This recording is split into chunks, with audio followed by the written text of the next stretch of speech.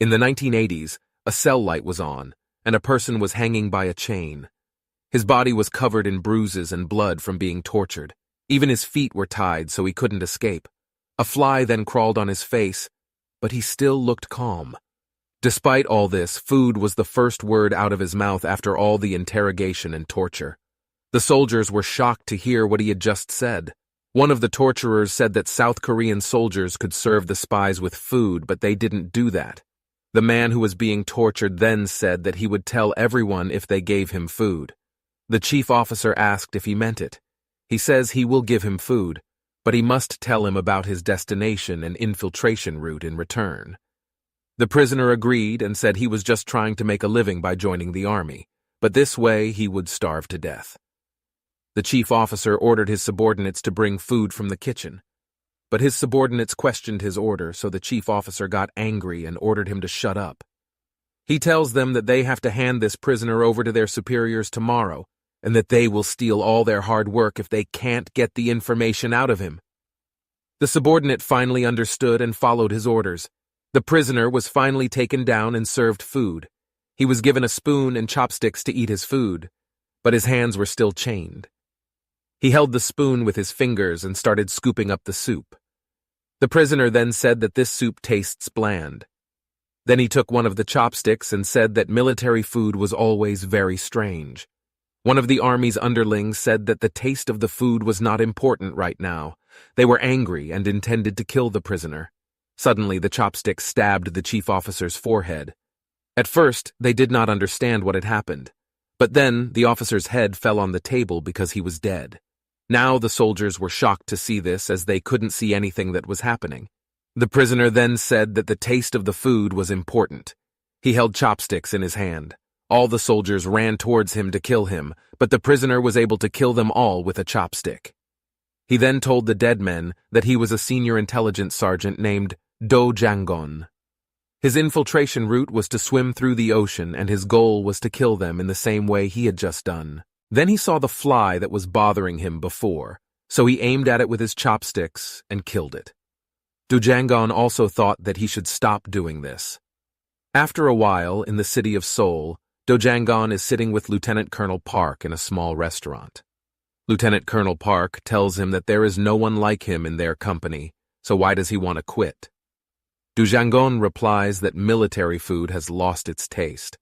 Their food then arrived, and the delighted lieutenant smiled and added the chunks of meat to the bone soup. He then gave the rest to Do Jangon. But Do Jangon stops him with chopsticks and says he doesn't eat like that. Do Jangon took the rice without scooping it all out at once. He then added it to the soup. This way he could enjoy the meal to the end without the rice getting soggy. As he eats, Lieutenant Colonel Park asks if he will not quit because of the operation. Do Jangon asks what he's asking because he just came back after finishing the surgery this time. Lieutenant Colonel Park said that he must have known exactly what operation he was referring to. Lieutenant Colonel Park said that at that time the plan was to return alive, and when Do Jangon returned alone, he did not fail in his operation. But Do Jangon says it's not about the operation. After a pause in their conversation, Do Jangon thanked Lieutenant Colonel Park for taking in a person like him who had no home and helping him earn money. Lieutenant Colonel Park smiles and says, Do Jangon did everything well, and he is sure Do Jangon will be recognized for his abilities even after he is gone. 1 year later, at a construction site, 2 workers commented on Do Jangon's work that he was very efficient at carrying heavy loads and digging. As Lieutenant Colonel Park said before, his abilities had been recognized, but he had not had an easy life. However, Do Jangon tries his own way. Lunch break finally came, and Do Jangon went to the nearest bank. Here he saw a girl at the counter busy dealing with older women. The girl looked at him, and Do Jangon waved at her with a smile. During break time, Do Jangon will go to the bank. It all started 1 year ago when he started working at a construction company. When he got his first paycheck, his owner advised him to save for the future because it would help him do what he wanted. But Do Jangon doesn't know what he wants to do in the future, and there is nothing he wants to do with money. So the next day, Do Jangon went to a nearby bank during his lunch break and opened an account there. That day, he saw the girl for the first time and fell in love with her at first sight. After that, Do Jangon started going there every lunch break to see her, and every time he went there, he only saved 5,000 won, which was not a big amount. He wanted to go there as often as possible. After a year, the relationship that had built up between them was like the accumulation of interest in a bank book. Originally, Do Jangon wanted the girl to recognize his face. Then they remember each other's names. He also found out that Seong Seona was born into a very harmonious family, but with low finances. So as soon as she graduated from high school, she got a job at this bank and has been working until now. Do Yangon tells Seong Seona that he was previously a soldier, and he worked at a construction site near a bank, living alone without a home or family to return to. Seong Seona asked, Do Jangon wasn't he in the military for a long time, and asked why Do Jangon didn't have any money from it. Do Jangon replied that he gave everything to the families of soldiers who died while serving in the same unit as him. Do Jangon doesn't have a family, but they have parents, wife and children too. But for Do Jangon it doesn't matter because he will work hard to save money again. Seong Seona seemed impressed to hear that. Back to the present, as usual. Do Jangon asked Seong Seona for help today. Seong Seona received the book and advised Do Jangon not to do this, and just save the money and then deposit it into a savings account with installments once a month. Because if not, this will be a hard job for Do Jangon.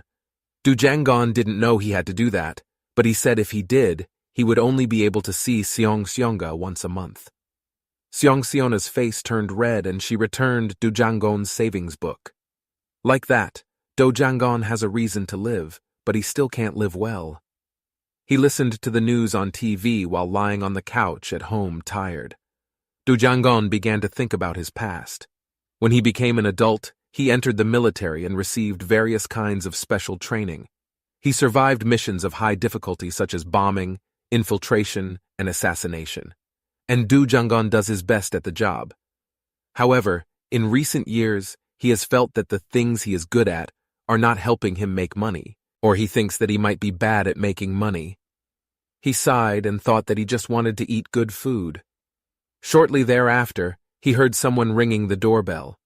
The person who rang the bell asked if this was the residence of First Sergeant Do Jangon. Do Jangon partially opens the door and asks who he is.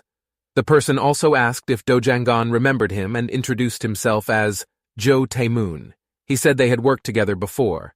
Do Jangon also recognizes that he is Staff Sergeant Jo. Staff Sergeant Jo Tae-moon, the successor who was once involved in an operation with Do Jangon. He has sufficient qualifications as a soldier. But in the end, he was discharged from the military because of his temperamental nature. Do Jangon was surprised to see Jo Tae-moon dressed well and wearing an expensive watch. Do Jangon then asked Jo Tae-moon how he found him. Jo Tae-moon replied that he heard Do Jangon had left the company and he looked everywhere for him and finally found him. He tells Do Jangon that he has a job request for him. Out of curiosity, Do Jangon asked what kind of job. Jo Tae-moon also answered that it was the job that Do Jangon was best at. Do Jangon says he doesn't want to get his hands dirty for money. Jo Tae-moon clarifies that he doesn't want him to kill anyone, he just wants Do Jangon to teach someone a lesson. Do Jangon gets serious and asks him to be honest about what he wants. Jo Tae-moon said he was a successful businessman in the eyes of the public, but in reality, he is the boss of a gang, and the person Jo Tae-moon wants Do Jangon to take care of is the boss of another gang. Do Jangon tells him that he didn't leave his army job to do something like that. Jo Tae-moon, who was offended, asked what he meant by something like that. He asks if he quit his job to live in a rundown place like this. Do Jangon asks him to be careful with what he says.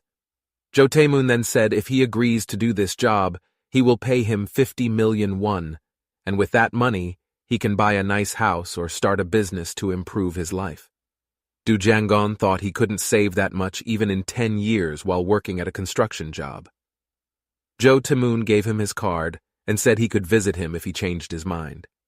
Before Jo Tae-moon left, he said that it was strange that someone like Do Jangon tried to avoid doing something he was good at. Do Jangon put his business card on the table and then lay down on the floor.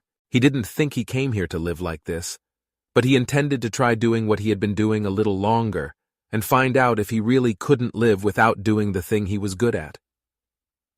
While thinking about this, Do Jang-gon finally fell asleep. The next day, at the construction site, many racks of cement bags were present there. When Do Jang-gon arrived, his boss asked him to take all these bags to where they were needed. Do Jang-gon then asked where the other workers were. His boss replied that he only called him because he saw him a few days ago carrying a load and he thought he could do this job without any help. Do Jang-gon looked at his smiling face and wondered if this man was really sane. Outside the bank, Seong-seona and her co-worker were standing outside the bank drinking tea. She looked up at the sky and wondered how she was going to get through the day. Her colleague asked her why she said that when her face was always bright during lunchtime. Seong-seona asked what she was talking about. Her colleague replied that she was really nice to Do Jang-gon, so she asked if she was attracted to him. Seong-seona replied that he only came to deposit money into his savings account. She said if this was a shop, then Do Jang-gon would be one of their regular customers, so she should treat him well. Her colleague says she might be right, but Do Jang-gon doesn't look that handsome, nor is he rich. This comment made Seong-seona uncomfortable. She smiled and said, Do Jang-gon may not be handsome, but she has a nice body. Her colleague replied that he worked at a construction site and had to lift bricks and heavy loads all day. However, Seong-seona said her father also used to work on construction sites, but never had a body like him. Seong then leaned against her colleague and thanked her for meddling in her affairs. She warns her that she knows about her affair with the manager who looks down on them because they are from an all-girls technical high school. After returning to her counter, Seong-seona wondered why she was angry before when she talked about Do Jang-gon. Then Do Jang-gon suddenly entered the bank and waved at her. Seong-seona said, It's not lunch break yet, so why is he here? Do Jang-gon replied that he would be busy later and came a little earlier. Seong-seona then asked if he was here to put money in his account. But Do Jang-gon said that today he came to see Seong-seona.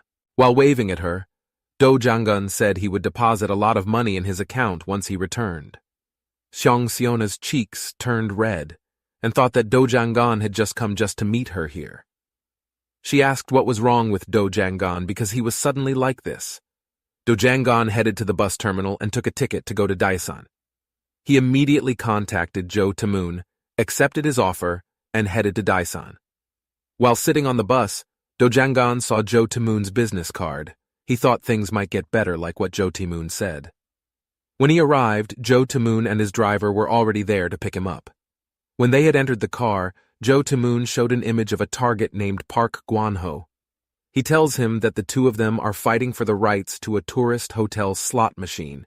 Jo Tae-moon wanted to barge in and fight one-on-one and settle all of this himself, but he couldn't fight him head-on because this way he would lose the rights to the slot machine. But if an unknown outsider who had nothing to do with them suddenly appeared and did it, then Park Gwan-ho probably wouldn't be able to show his face around here for a while and everything would run smoothly. Jo Tae-moon then warns that it won't be easy because Lieutenant Colonel Park knows he will come for him, so he is under safe guard. He suggested that he wait a moment until he lowered his guard. Do Jang-gon then asked him what time it was. Jo Tae-moon was confused and answered that it was 1:30. Do Jang-gon also said that meant there was still a lot of time left until 4:30 in the afternoon. As Jo Tae-moon was still confused, Do Jang-gon informed the bank that it closed at 4:30 p.m. Now he asked him to take him to Park Gwan-ho's place so he could take care of him quickly. So Jo Tae-moon was able to deposit money in his bank account before the bank closed. Jo Tae-moon said if he left now, he would have to fight many people, but Do Jang-gon thought it would be fine. After feeling stunned, Jo Tae-moon finally agreed to Do Jang-gon's request. Jo Tae-moon took him to the hotel where Park Gwan-ho and his subordinates had lunch. He also warned him about the special guard who was always with Park Gwan-ho. The man used to be a wrestler, so he advised Do Jang-gon to be careful. Do Jang-gon also asked what the best dish in this restaurant. The driver told him that here are good fried dumplings. Do Jang-gon gets out of the car and says he'll be right back. The driver also asked Jo Tae-moon if he was sure that Do Jang-gon was enough for this job. Jo Tae-moon replied that if another person like Do Jang-gon appeared, the world would be in chaos. Inside the restaurant, Park Gwan-ho was enjoying his lunch while all of his subordinates were there as well. Do Jang-gon sits at a separate table in the corner with fried dumplings in front of him.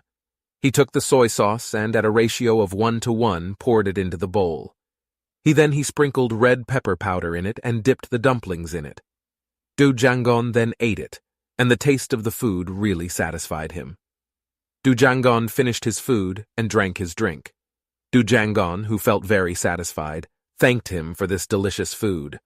After that, he started throwing glasses at Park Gwan-ho and smashed them against the wall behind him.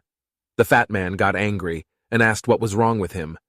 Do Jang-gon says he's trying to start a fight because the sound of his boss chewing food is annoying. Park Gwan-ho looked at him in annoyance and ordered his men to arrest him. They all ran towards him to attack him. In the face of the gang members running towards him, Do Jang-gon smiled.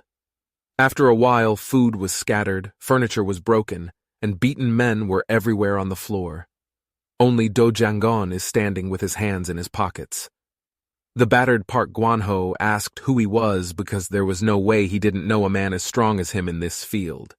Do Jang-gon replied that he could remember him as an outsider with severe anger management issues. Park Gwan-ho grinned with his nose bleeding and asked who sent it. He said he would pay him double if he worked with him. Do Jang-gon wasn't sure if that person had enough money to pay him 100 million won. While Park Gwan-ho was talking something, Do Jang-gon asked him why he stopped talking. Suddenly he realized that there was someone behind him. The fat man was holding a chair in his hand and ready to attack him. Do Jang-gon defended himself using his arms. When the fat man attacked, he felt excruciating pain, like something inside his body had broken. He was about to hit him again, but Do Jang-gon kicked him in the groin. Tears quickly streamed down his face.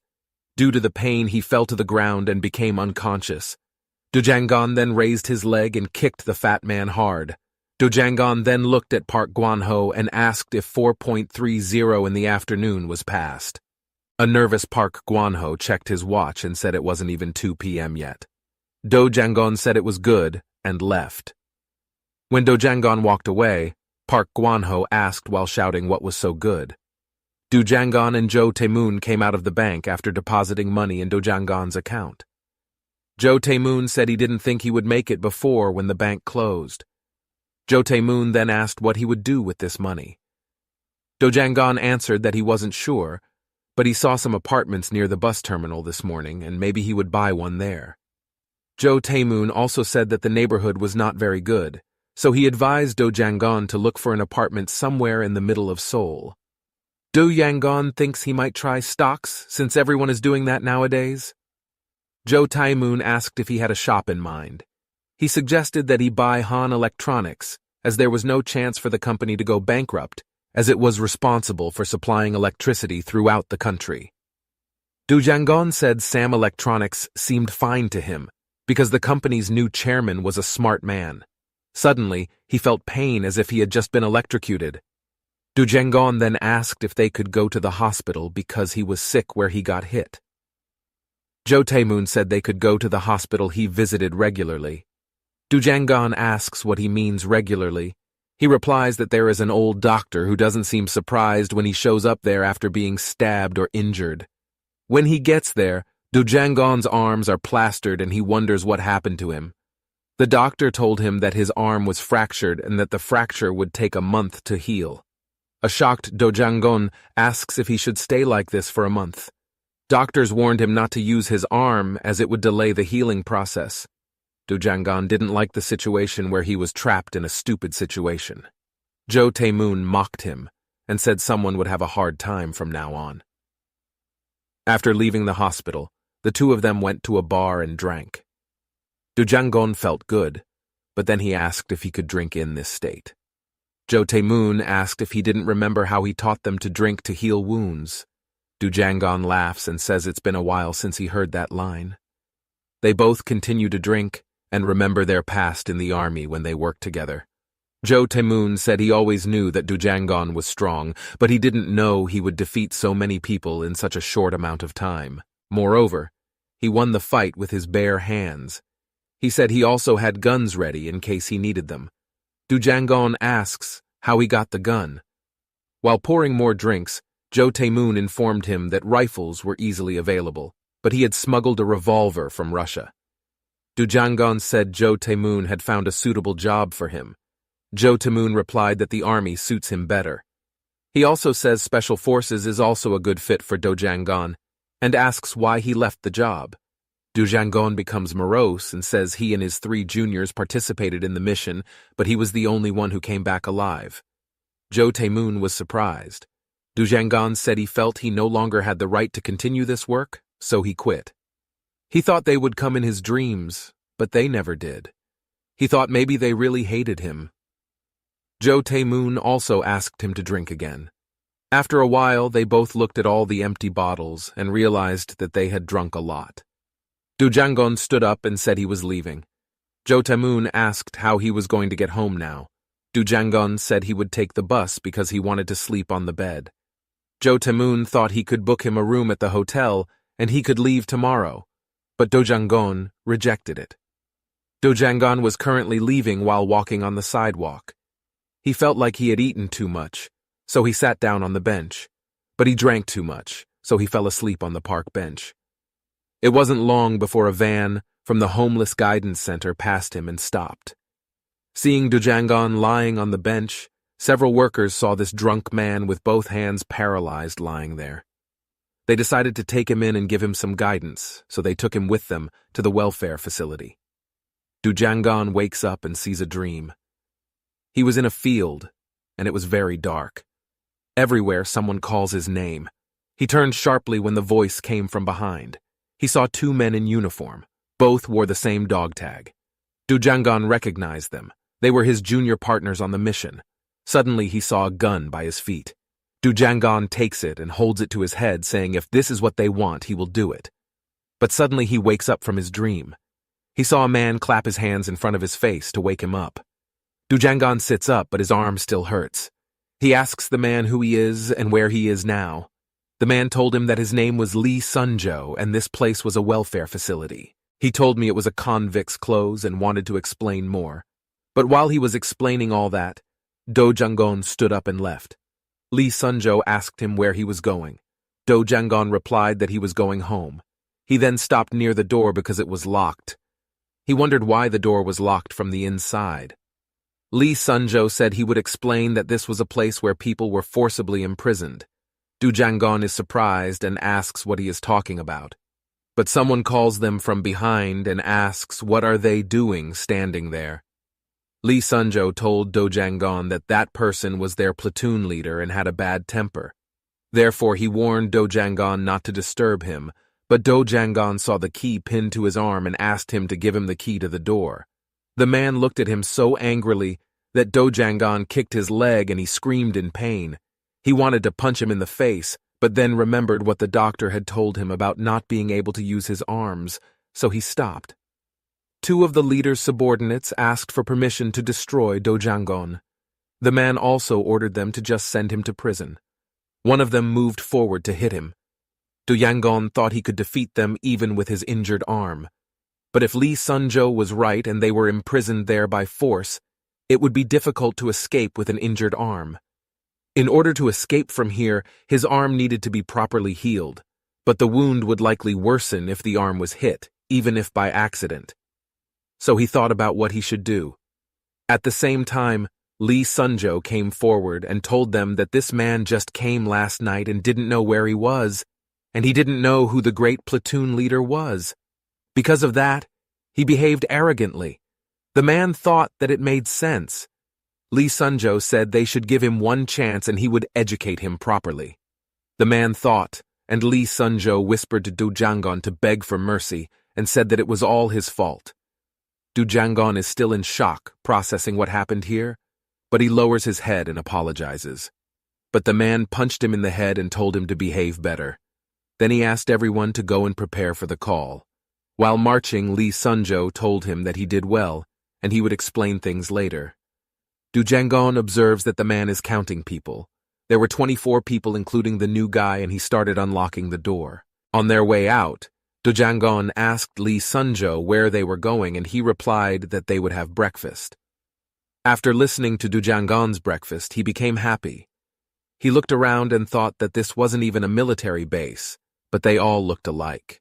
Besides, this wasn't even a prison, but detaining people. But the strangest thing for Do Jangon was that they called trash in front of him breakfast. He wanted to stab the person in charge of the food with his chopsticks on the forehead, but they only gave them cutlery. While eating food, Lee Sunjo told him this place was a place where homeless people were brought in and guided. Do Jangon said he was not homeless, but Lee Sunjo said everyone in prison said the same thing. This place is actually where there are people who are captured and forced to work. The state funds every homeless person here, and to get that money, welfare facilities lock people up. Do Jangon is surprised to hear that and asks who did this and what kind of human could do that. Suddenly, two men entered the room. Lee Sunjo told him that these were people who did this to humans. Both of them are the director's sons. The one with the glasses is Park Gwang, the vice president here. The taller one is Park Yom, and he is the general manager. Do Jangon looks at them and says that they look like the president is on an inspection. Lee Sunjo said now was Do Jangon's chance to please those powerful people.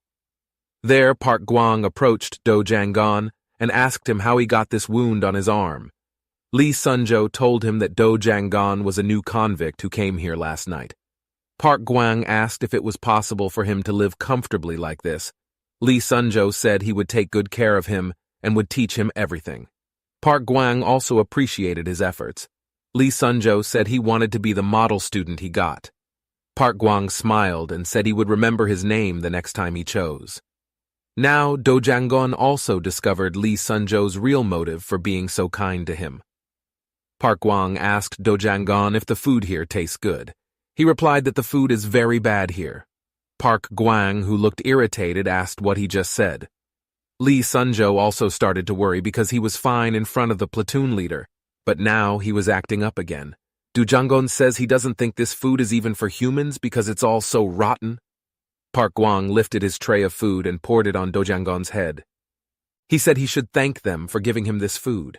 He then smashes the tray on his head and asks how he dares complain about anything. He then threw the tray at Do Jangon's head. Blood rushed into Do Jangon's eyes in anger, but he did nothing because of his broken arm. Park Gwang shouted at Lee Sunjo to teach him so he wouldn't say such crazy things anymore. After they left, Lee Sunjo asked if he was okay. But Do Jangon looks very angry because of it. Do Jangon dusted himself off after the insult. He was upset because he couldn't even clean himself properly due to his fractured arm. Afterwards, Do Jangon and Lee Sunjo swept the ground outside because this was the job assigned to them. Do Jangon complained because his clothes still weren't dry, but Lee Sunjo said the clothes were automatic when he worked. He then says he should be relieved that Park Gwang did this to him before bath time. Otherwise, he would have had to wait to clean himself. Do Jangon replied that it was unethical to do this to people before or after bathing. Then all of a sudden, the inmate's bald old man comes there with clothes to wash and agrees with Do Jangon. Do Jangon noticed that his way of speaking was a bit strange. Lee Sunjo called him His Highness and asked why he was here. Do Jangon wonders if he means the president when he calls him His Majesty. A man then calls him from behind and says, His Highness is said to be washing rags, so what is he doing out there? His Highness rushes away, asking why he is always the one doing the laundry. Do Jangon asks why the man is referred to as a noble and why he talks like he is the president. Lee Sunjo said it was not because he was impersonating the president, but he thought he was the president. He told me that he was an old man who came back from the Vietnam War and went crazy. He saw something and had a nightmare. He dreaded the sight of the bald president and shut him up every time he saw him on the news. As he aged, he became bald, and he couldn't look in the mirror because it reminded him of the bald president's presence. Do Jangon says it's a shame he has to suffer. He asked Lee Sunjo how he knew so much about him, and he answered that the old man's friend was also locked up here, and he told him everything, but died due to some disease. Do Jangon is shocked and asks if he died in this place. Lee Sunjo said many people died here. Some were injured, some were sick, or some were beaten by staff or platoon leaders. He then asked if Do Jangon remembered the platoon leader saying he would send him to prison. He said if someone was sent to prison, they would not care for him there. They would leave him until he died. Do Jangon said that these people were very evil. Suddenly, the platoon leader called everyone to gather on the sports field. Lee Sunjo told him that today was investigation day, and he could see the worst person among all the bad guys. Do Jangon wonders what he's talking about? All of the detainees stood to listen to the director of the welfare facility. His name is Park In-jae. Everyone bowed before him, and he started talking and said there are various trees in the world, each of which has its uses.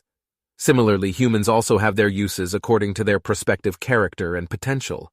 Yet those who stood before him were worthless beings who were completely worthless on the outside.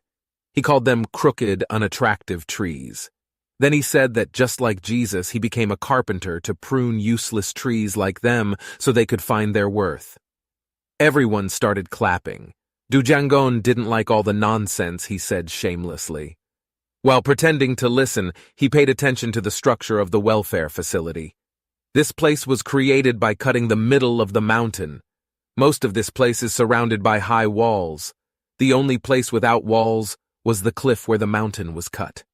There was only one main gate, but the guards would attack him simultaneously if he tried to escape through the gate, so it was difficult to escape this hand. The speech finally ended, and Park In-jae walked down the stage. He hugs his sons and thanks them for taking care of this place. Then Park Gwang came on stage and announced the names of the inmates who were selected as model students. Lee Sunjo was excited and hoped he could be selected as a model student. Do Jangon asks him what an honor student is. He replied that it was the person selected to be sent home from the welfare facility. Park Gwang said that the person chosen this time was from Platoon 4. Park Gwang called Kwak Do-yong to the stage. Kwak Do-yong thanks him and says he is happy that he can finally come home. Lee Sunjo felt envious seeing that. Kwak Do-yong was then taken to the staff office where he asked when he would be discharged. Park Gwang told him that the doctor would come to check on his health one last time before he was sent home. After a while, the doctor came there to do a general examination and declared that he was healthy. Then he gave him an injection, saying it was the nutrition that would keep him healthy on the outside. Soon, Kwak Do-yong was unconscious. Two people then started taking him outside. When they brought him, Park Gwang asked them to take off his clothes because newcomers could use them to save money. The doctor said that Park Gwang was amazing and asked how he could even think about saving in this situation. Park Yom replies that he is no nonsense like he who risked all his money and is now working under him. He warned the doctor not to cross the line if he wanted to save himself. Time had passed, and Kwak Do-yong was lying unconscious in the operating room. The doctor asked his assistant what today's order was about. He said it was liver and kidney. His assistant then asked if it was okay not to give this person anesthetic gas because he could wake up at any moment. But the doctor took it as an insult and asked his assistant to do as he asked. Meanwhile, Kwak Do-yong wakes up and sits wondering where he is. The doctor told him that they were checking him, therefore he didn't need to be afraid. He also punched the doctor in the face and ran away from there. Kwak Do-yong didn't understand why he was here, even though they said he could go home. At the turn, he saw Park Yom walking. Park Yom looks very intimidating in front of Kwak Do-yong. Park Yom then punched Kwak Do-yong in the face. Kwak Do-yong was then dragged back to the operating room by Park Yom. After they entered, the door closed. Jo Tae-moon and his subordinates sat down at a restaurant to eat. His subordinates informed Jo Tae-moon that Park Gwan-ho and his men were hospitalized, so their organization was paralyzed for now. As a result, Congressman Choi's office grants them the right to operate the slot machine business. Immediately, Jo Tae-moon put down his bowl and laughed loudly, saying he would drink until he was drunk. His subordinates told him that Congressman Choi somehow already knew everything that happened in one day, and he said he would give them the business right away. Jo Tae-moon said Choi was a smart old man and had quick decision-making, which made him a member of parliament. His subordinates then said that Choi wanted them to cut the ribbon to celebrate the opening of the slot machine. Jo Tae-moon has no problem with this. While eating fried dumplings, Jo Tae-moon recalled the time when Do Jangon asked about this restaurant's food. The driver said that the fried dumplings here are really good. Du Jangon came out and said that he would be back soon. Jo Taemoon agrees that these fried dumplings are really delicious. But he was worried whether Do Jangon would get home safely because his arm was injured. Meanwhile, Do Jangon closes the spray bottle at the welfare facility. Lee Sunjo said that Do Jangon hadn't told him his name, so he asked his name. Do Jangon replied that his name was Do Jangon. Then Lee Sunjo asked him about the work he used to do outside. Do Jangon starts to think and replies that he usually does work that uses physical strength. Lee Sunjo asked if he injured his arm at work. Do Jangon then thought of when the fat man hit him with a chair and said yes. It wasn't long before the platoon leader came over and asked if they needed to talk a lot during their work. Lee Sunjo became frightened and apologized to him. The platoon leader asks Do Jangon what he did in front of the vice president to make him angry. Before he could answer, the platoon leader asked him to forget the question and be more careful next time, then asked if he understood. Do Jangon just kept silent. The platoon leader then hit him on the head and asked him to answer. Do Jangon gritted his teeth and answered yes. He looked at the key hanging from his arm and asked Lee Sunjo why the door was locked from the inside. They should have locked it from the outside if they wanted to lock it. Lee Sunjo answered that a long time ago someone came for an inspection and said it was troublesome to lock from the outside because it looked like a prison. Since that day they closed the door from inside. He adds that they choose people to be platoon leaders who have no outside authority, so they are obsessed with their newfound power and don't take them prisoners. Do Jangon finally understood the whole situation now. Lee Sunjo said he felt jealous because the man would be home now, but he was trapped here. Elsewhere, the doctor hands over a box of organs to General Manager Park Yom. The doctor asks Park Yom to tell the vice president that he completed everything without incident.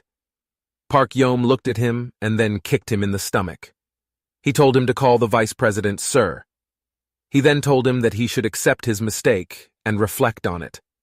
Park Yom then throws an envelope of money in front of him and leaves. The doctor forgot all the pain and guilt when he saw the money and started thinking about today's winnings and gambling. General Manager Park Yom then went to the smugglers and gave them the organ box. They then paid him a large sum. Park Yom then went back to his father's place and gave him all the money. His father praises his good work and asks him to rest as delivering the box must be difficult. Then he put the money in a safe full of cash and locked it after that. Time passed and everyone was sleeping there. But he suddenly woke up. Do Jangon thought that he had been there for 4 days and was used to this life. The experience of intensive training while active in the army really helped him adapt to this environment. But the one thing that still amused him was the food here. But he had no other choice until his arm healed. So he made himself believe that he was on a covert operation to survive here. He thought that back then he was afraid of nothing, even life-threatening missions. But now he was worried about one thing. He couldn't see Seong-seong-ah during lunch break. He was worried what if Seong-seong forgot about him. Meanwhile, on the other side, Seong-seona was also waiting for him and looked at the door expecting Do Jangon. But when the door opened, it wasn't Do Jangon who appeared. Her colleague then advised her to take a lunch break and she would stand guard. While standing outside the bank, Seong-seona questions why Do Jangon hasn't appeared for several days. Seong-seona remembers when Do Jangon left, he said he would come back with money. Seong-seona hopes that Do Jangon is fine and that nothing bad happens to him. Seong-seona hopes that Do Jangon is not injured, but on Do Jangon's side, his hand is injured. Seong-seona wondered if Do Jangon had had an accident. At that time, the platoon leader slapped Do Jangon because he was working too slowly. To protect him, His Highness tells him that he will go the extra mile to compensate for this, and asks not to hit him as he is injured. The platoon leader then grabbed his noble by the collar and shouted at him to stop talking nonsense and calling him a madman. His Highness replied that he had not lost his mind and was the president of the country. The platoon leader then punched him in the face and walked away. Do Jangon, who saw His Majesty crying in pain, started to get angry and stood up. In his anger, he called the platoon leader to stop and called him a dog. After hearing Do Jangon summon the dog platoon leader, everyone in the room was terrified. The platoon leader turned his head angrily and asked if he had gone mad. Do Jangon remained calm and did not answer him. The platoon leader's two underlings looked at him angrily. Do Jangon saw them and thought that before the two people got in the way, he would kill them as fast as he could. The platoon leader ran towards him to attack him, but Do Jangon jumped in the air and kicked him. The kick was so hard that the platoon leader fell to the ground and became unconscious. They both then ran towards him to hit Do Jangon.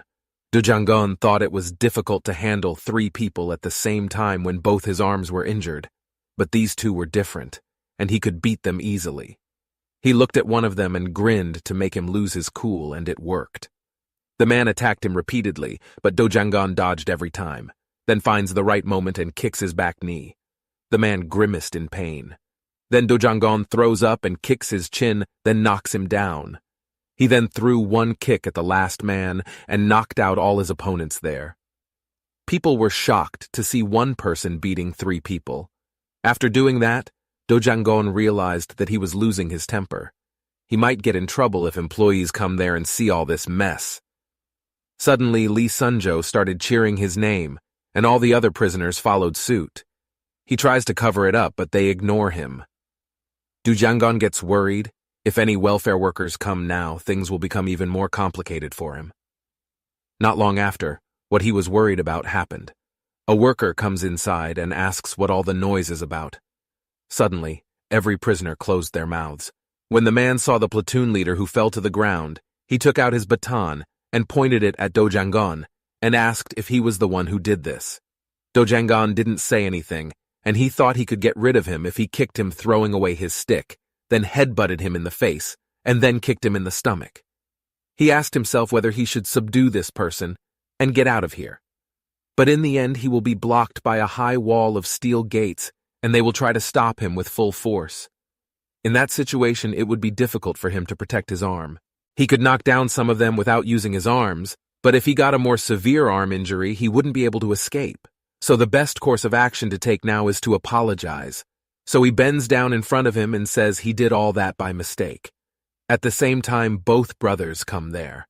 Park Gwang asked if he was the one who caused this mess. Do Jangon realizes that things can't get any more complicated than they are now. Park Gwang said it was amazing that a single man with an injured arm defeated 3 people by himself.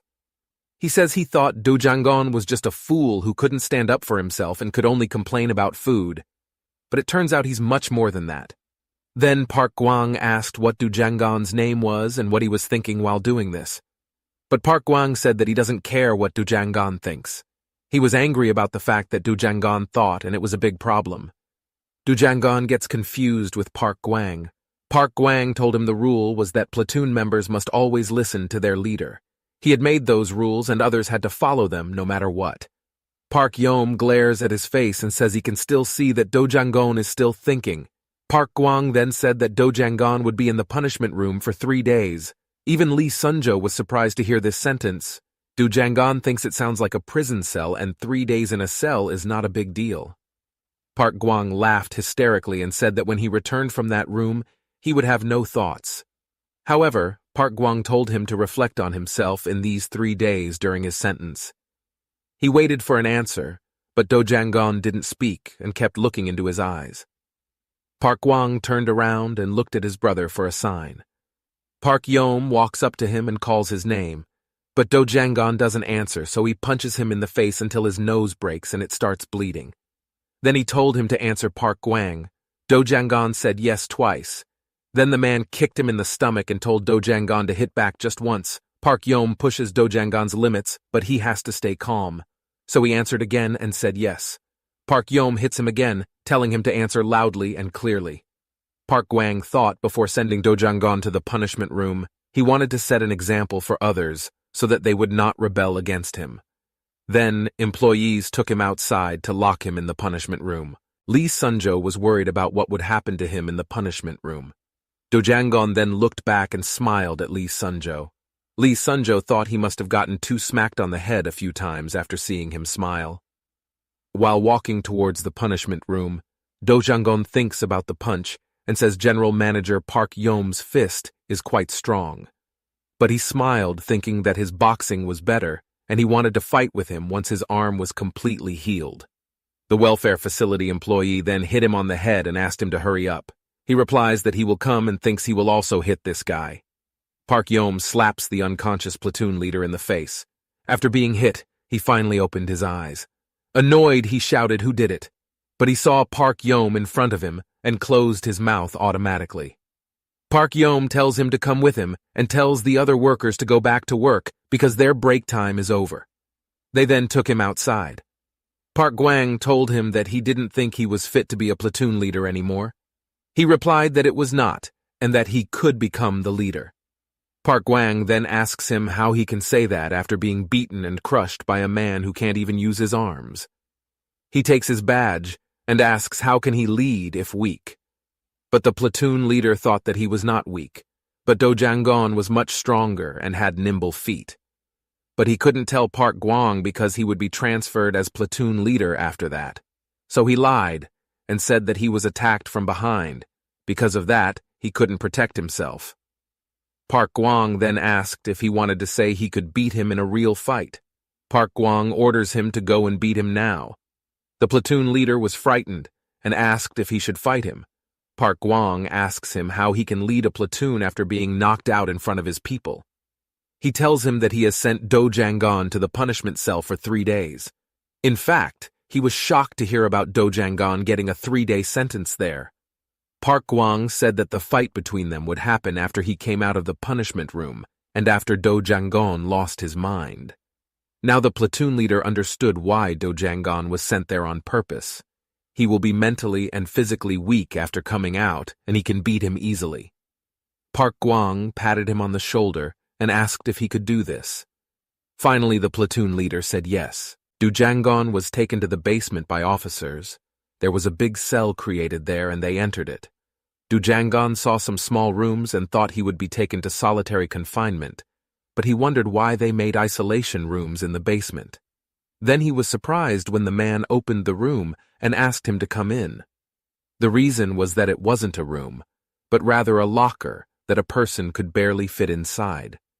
Do Jangon wonders if they are punishing innocent people by locking them in here. The officer then shouted at him to move quickly and pointed his cane at Do Jangon's arm, then told him to get in before his arm was broken. Do Jangon finally gets inside and barely fits in there. He couldn't even stand up straight. The door was finally closed and the entire cell was dark and empty. Do Jangon thought that when he was in military training, he was trained in all forms of torture that might occur when captured by the enemy. Indoor torture is one of them. It is a torture where one cannot sit or lie down so one cannot sleep properly in an uncomfortable position. They can't even eat, drink, or even pee. The person is forced to remain in this position. According to him, this kind of torture is used to break the enemy physically and mentally.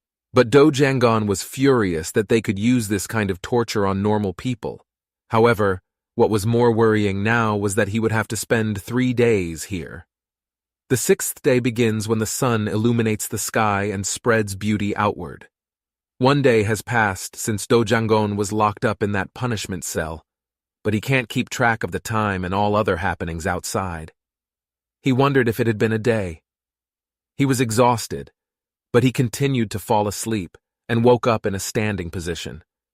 He wasn't sure if he was asleep or just opened his eyes briefly, but on top of all this, he felt very hungry. He wanted to eat, and his tongue kept saying one word, food.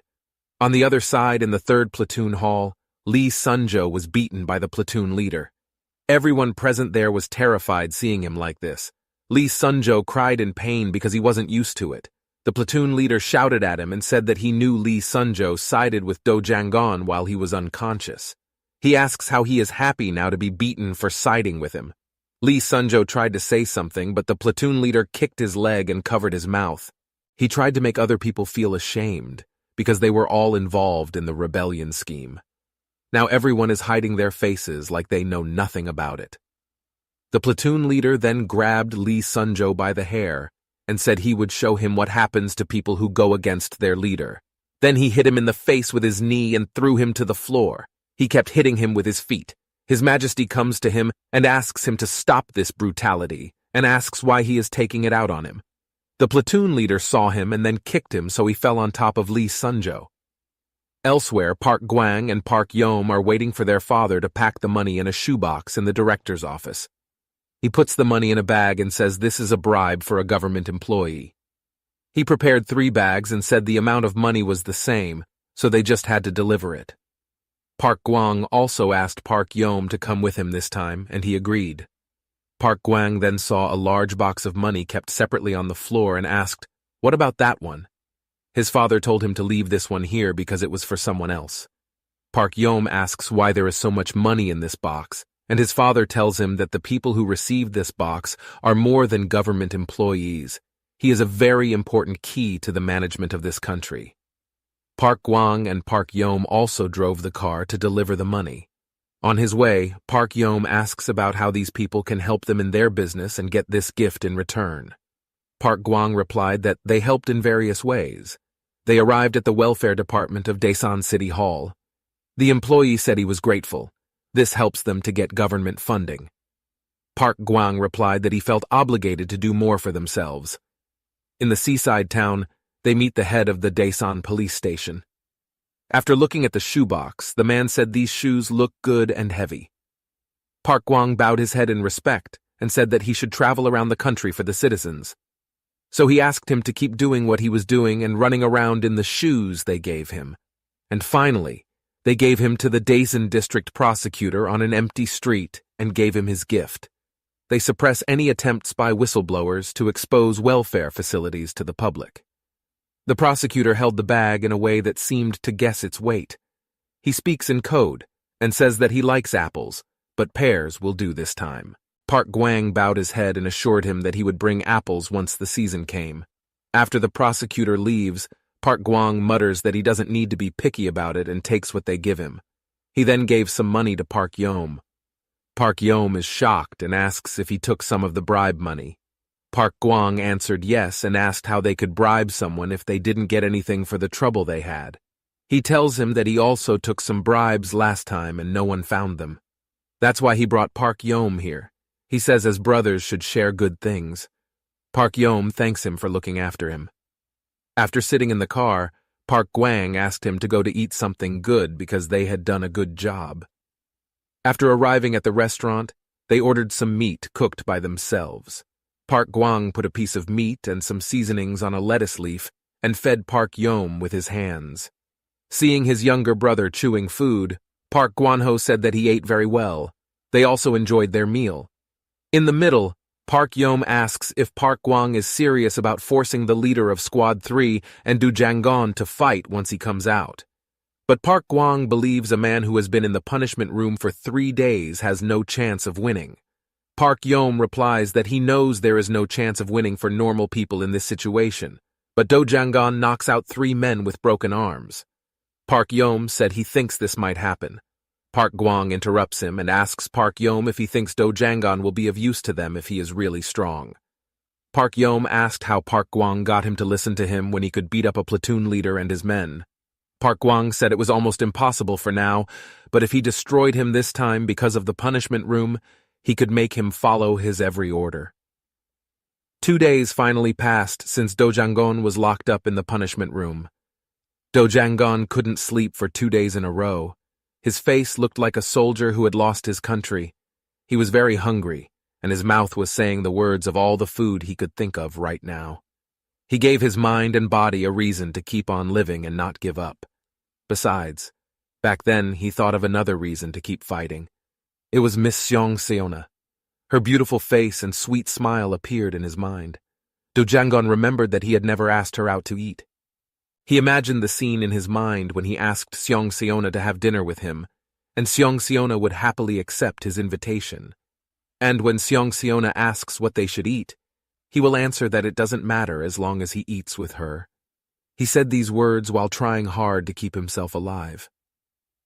The 3rd day of punishment had finally ended in this punishment room.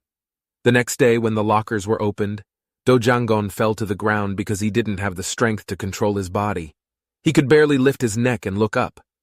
Park Gwang looked at him and smirked while saying that these were the eyes he wanted to see. Park Gwang ordered them to quickly move Do Jangon from here. Do Jangon lay on the floor and couldn't move because of the lack of energy. Lee Sunjo and His Highness, who were standing near their bars, came there and helped Do Jangon up by supporting him. Lee Sunjo looked at him and said he didn't look good and they should move him fast. They helped Do Jangon walk and they all followed Park Gwang. While passing through an empty lot, Do Jangon saw Lee Sunjo's face and asked him if he was okay and what happened to his face. Lee Sunjo told him that he was beaten by the platoon leader for siding with him that day, and they also beat His Majesty for raising his voice for Lee Sunjo. His Majesty smiles and says he is fine. When Do Jangon looks at him, he feels sorry for him. He asked Lee Sunjo where they were going because he was starving and wanted to eat something. Lee Sunjo replied that they were not going to eat at this time. All the prisoners gathered in the field and looked fearfully at the platoon leader. The platoon leader looks ready to fight. Do Jangon was also brought here, but he looked miserable as he was barely standing. He understood that they were trying to make him fight the platoon leader as soon as he came out of the punishment room. The platoon leader remembered what Park Gwang had told him that day. He had to save some face after getting beat up in front of everyone. He thought that he had already won this fight. All he has to do is defeat Do Jangon while acting as if nothing is wrong. Park Gwang laughed and said it was like watching a gladiator duel. But Park Yom didn't laugh at his joke. He looks at Do Jangon and says that this is more like an execution than a duel. But Park Gwang says it will still be fun to watch. He then ordered his officers to start the fight. Both of them were brought in front of each other. The referee tells them to start when he gives them the signal. The weak Do Jangon thought that he wanted to rest for a while. The platoon leader looked at his friends as they tried to say something. The referee finally gave the signal to start the fight. The platoon leader shouted like he was trying to intimidate Do Jangon. At that moment, he remembered yesterday's meeting with his friends. He tells them he will fight Do Jangon once he gets out. He was still worried because they all knew how strong Do Jangon was and how he beat them all with his feet. He said that Do Jangon would not be in the best condition after his discharge, but he still wanted to ensure his victory in the fight.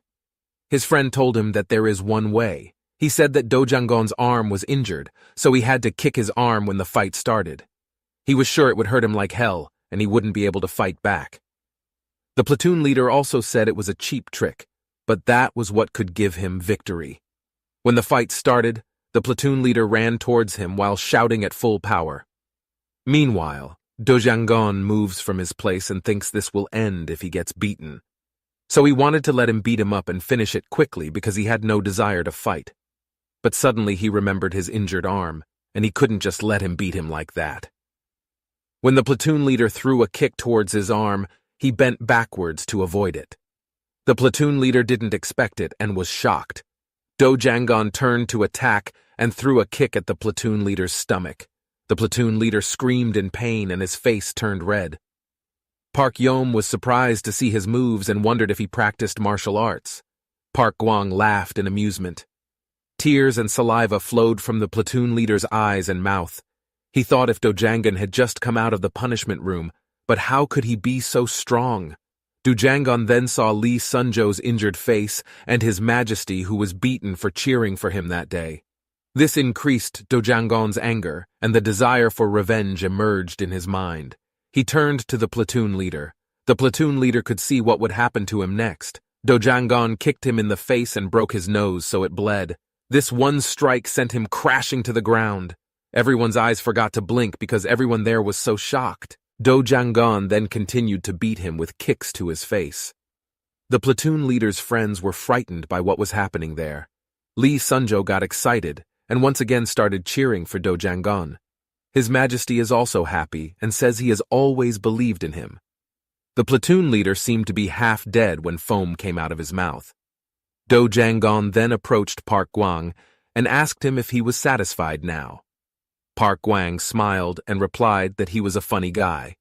And yes, he was completely satisfied. Do Jangon said he would go.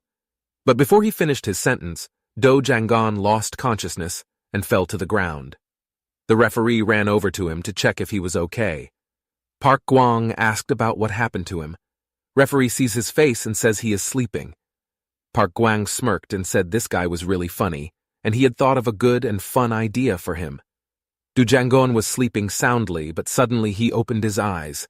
He saw Lee Sunjo standing beside him, excited to see him wake up. Du Jangon looked weak and couldn't open his eyes properly. He asked in a weak voice what happened. Lee Sunjo replied while yawning that he fell asleep, and Lee Sunjo brought him here. He also skipped work today to be here with her.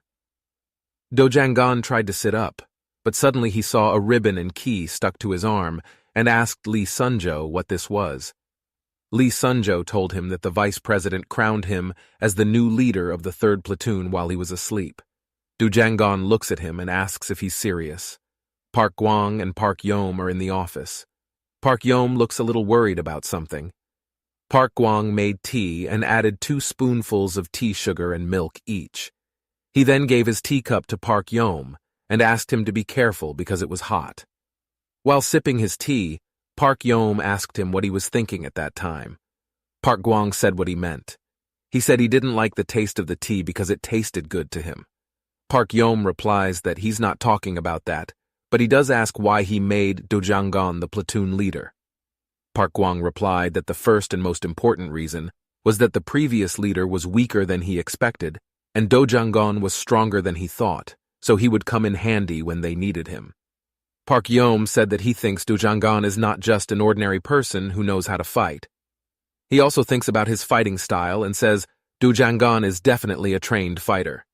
Park Gwang asked him what he wanted to say here. Park Yom replies that if Do Jangon's arm heals completely, they might not be able to control it anymore.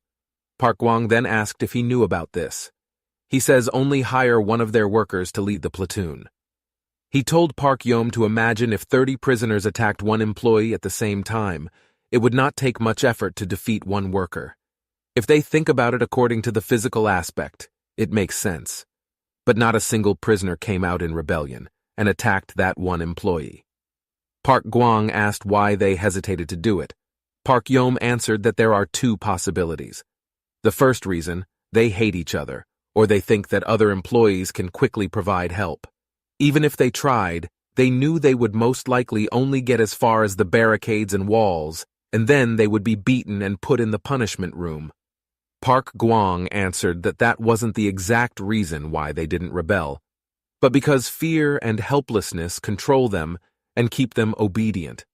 In Southeast Asia, when they train elephants, they tie up baby elephants and beat them with iron hooks to make them afraid of humans. Even when the elephant grows big and can trample a person to death, it cannot do so because it is afraid of humans. Du Jangon was like that baby elephant. They had to train him the same way they would train anyone else. Park Yom asked if it was really necessary to make Do Jangon a platoon leader. Park Gwang says it is necessary because this position will relax him, and as time passes, he will accept this place as his home like the others. At that time, Do Jangon was sitting on his bed. Meanwhile, the 2 subordinates of the previous platoon leader sat down on the floor nearby. They asked Do Jangon to forgive them for what they did to him in the past. Du Jangon is informed that the former platoon leader was sent to prison after the fight, and now his followers are begging for their lives on their knees. He told them that they apologized to him, but he could not forgive them. Their faces turned gloomy, and they asked why. Du Jangon tells them that he cannot forgive them because he has nothing to forgive. He had not been there long and held no grudge against either of them. They also look relieved, but then Do Jangon says they are the ones who should be apologized for. Do Jangon then yawned and told them to talk it over among themselves since he was going to sleep again. The 2 of them kept screaming for help to save them, but Do Jangon turned his head away and fell asleep. After Do Jangon wakes up, he wonders if lying down like that ever made him this happy. Then he saw the keys and the armband and wondered why they were giving him these things. He remembered that they were just about to make an example of him when he walked out of the punishment room. They hoped to save some face for the platoon leader from his final defeat, but then their plans were ruined by him. When he took the guy down, they might send him to jail because he was no longer of any use after losing to him twice to him. Du Jangon could understand their plan up to this point, But what could be the reason for making him the platoon leader? Dojangon started grinning and saying how adorable they were. According to Dojangon, they have never met anyone smarter than them because of the rotten environment around them, or they don't know that other people are not as selfish as they are. Dojangon decided that he would do what they wanted for now because this was the best way.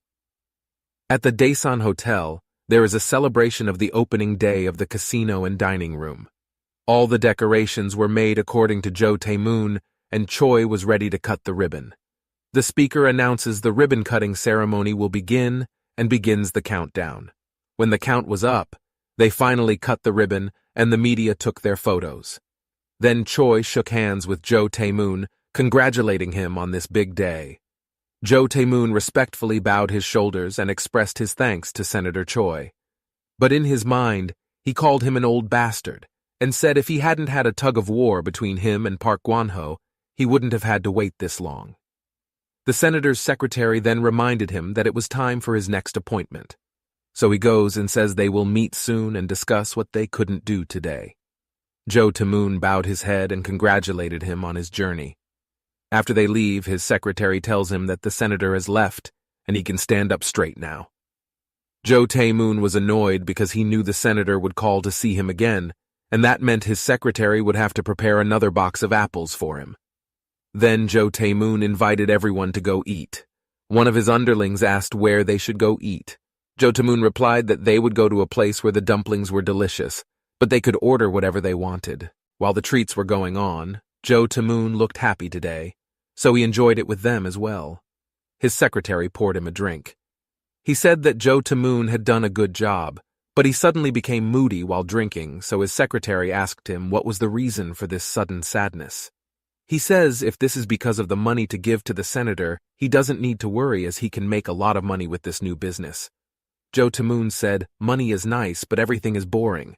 He said that when he first started it, he liked it because everything had a clear set of rules.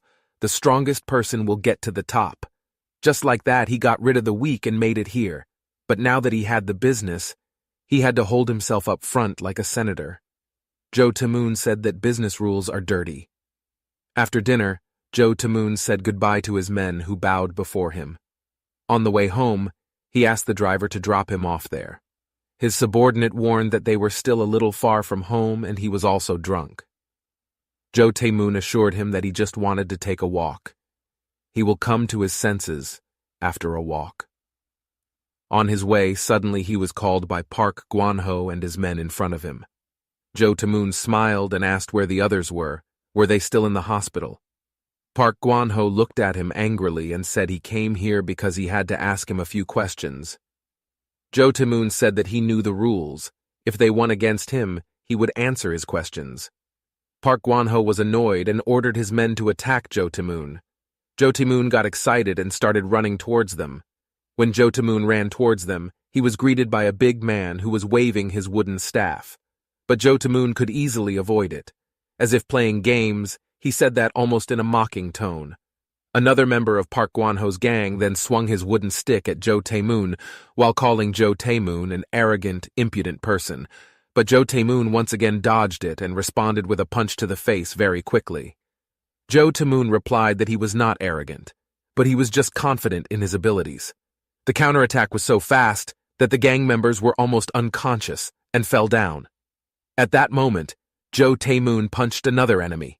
Jo Tae-moon asked in a mocking tone where their self-confidence had gone. At that time, the man attacked Jo Tae-moon from behind, but Jo Tae-moon noticed and punched him. He then turned back and asked where he had been, because he was interrupted in the middle of the conversation. Suddenly, someone strangled him. The big man who was previously fought by Do Jang-gon strangled Jo Tae-moon and lifted him in the air, saying that he could continue talking nonsense. Jo Tae-moon was in pain and had difficulty breathing when he lifted her. Park Gwon-ho's subordinates were happy to see him, but the big man suddenly screamed in pain. The big man was shaking in pain while holding his crotch because he had been kicked hard in the groin. Jo Tae-moon, who had been put down, punched the big man in response. After that, Jo Tae-moon took a wooden stick and said that the warm-up was finished, but suddenly they were stopped by Park Gwon-ho. He said that this was enough and invited Jo Tae-moon to talk. Jo Tae-moon threw away his wooden stick and agreed to Park Gwan-ho's invitation. Jo Tae-moon then asked why Park Gwan-ho was here and whether he wanted to arrest him for stealing the founding rights of a slot machine company. Park Gwan-ho replied no, because revenge would not earn him that right. As he said earlier, Jo Tae-moon wanted to ask Jo Tae-moon something. He asked the person who attacked them alone. Park Gwan-ho told him not to even think about being evasive by saying he wasn't the one because there was no reason to hide it anymore, since he already got the business. Jo Tae-moon replied that it was true and asked what was the reason he was looking for him to get revenge. Jo Tae-moon walked back and said that he would not say anything that Park Gwan-ho did because he already said he would answer if he won. Park Gwan-ho then asked where Do Jang-gon was now because he couldn't find him anywhere. Jo Tae-moon answered that he didn't know either, but he told him that Do Jang-gon left after drinking with him the night he attacked Park Gwan-ho. Jo Tae-moon even emphasized that he really didn't know where Do Jang-gon had gone. After leaving that place, Jo Tae-moon felt uncomfortable because he was drenched in sweat, but he found it a relief. Park Gwan-ho and his subordinates returned to their headquarters. The big man apologized to Park Gwan-ho, but Park Gwan-ho said that he didn't expect much from the start. He knew that even if the man's body was in the best condition, he didn't stand a chance. Suddenly, a loud voice called Park Gwan-ho. Someone arrived at the door and asked what was going on here. He is Sang Cheol, who just came back from reservist training. Park Gwan-ho also told what happened to Sang Cheol. Hearing that Sang Cheol said that this was not what he thought would happen when he went to practice and apologized to Park Gwan-ho. But Park Gwan-ho said that it wasn't his fault that he joined the reservists' training, but Kim Shin-jo's. Sang Cheol then said that he would kill Jo Tae-moon now, but he was stopped by Park Gwan-ho and told him to forget it because he had to do other things. He then asked Sang Cheol if he had heard about the hospital where Jo Tae-moon's subordinate was being treated. Sang Cheol knows that place, which is led by the old man. Park Gwan-ho told that the person who attacked them injured his arm, so he might be hospitalized there. He tells Sang Cheol to go find information about him. Sang Cheol doesn't understand why Park Gwan-ho is targeting Do Jang-gon. Even though he was paid by Jo Tae-moon and the one stealing their business was Jo Tae-moon, he asked whether they should target Jo Tae-moon. Park Gwan-ho replied that Do Jang-gon had stepped on his pride. For gangsters, that's outrageous. Sang Cheol finally understood and agreed to Park Gwan-ho's order. The next day, the old doctor who had treated Do Jang-gon asked where he was injured. Sang Cheol, who was in front of him, answered that it was in his heart because someone was causing trouble with his hyung neem. He then suddenly grabbed the old doctor by the head and slammed his head on the table. After being asked, the old doctor finally told him that the name of the man he was treating at that time was Do Jang-gon. Sang Cheol then asked for the insurance number and address, but the old doctor didn't know because he didn't ask for data like that from the patient Jo Tae-moon brought. After getting information from the old doctor, Sang Cheol called Park Gwan-ho and told him that he only got his name from the old doctor. Hearing that, Park Gwan-ho told Sang Cheol to visit another place. He told them that the children found the bar where Do Jang-gon and Jo Tae-moon were drinking together. Sang Cheol also visited the place and ordered a bottle of soju and udon. After receiving the food he ordered, Sang Cheol asked if he had ever seen anyone with casts on both hands here.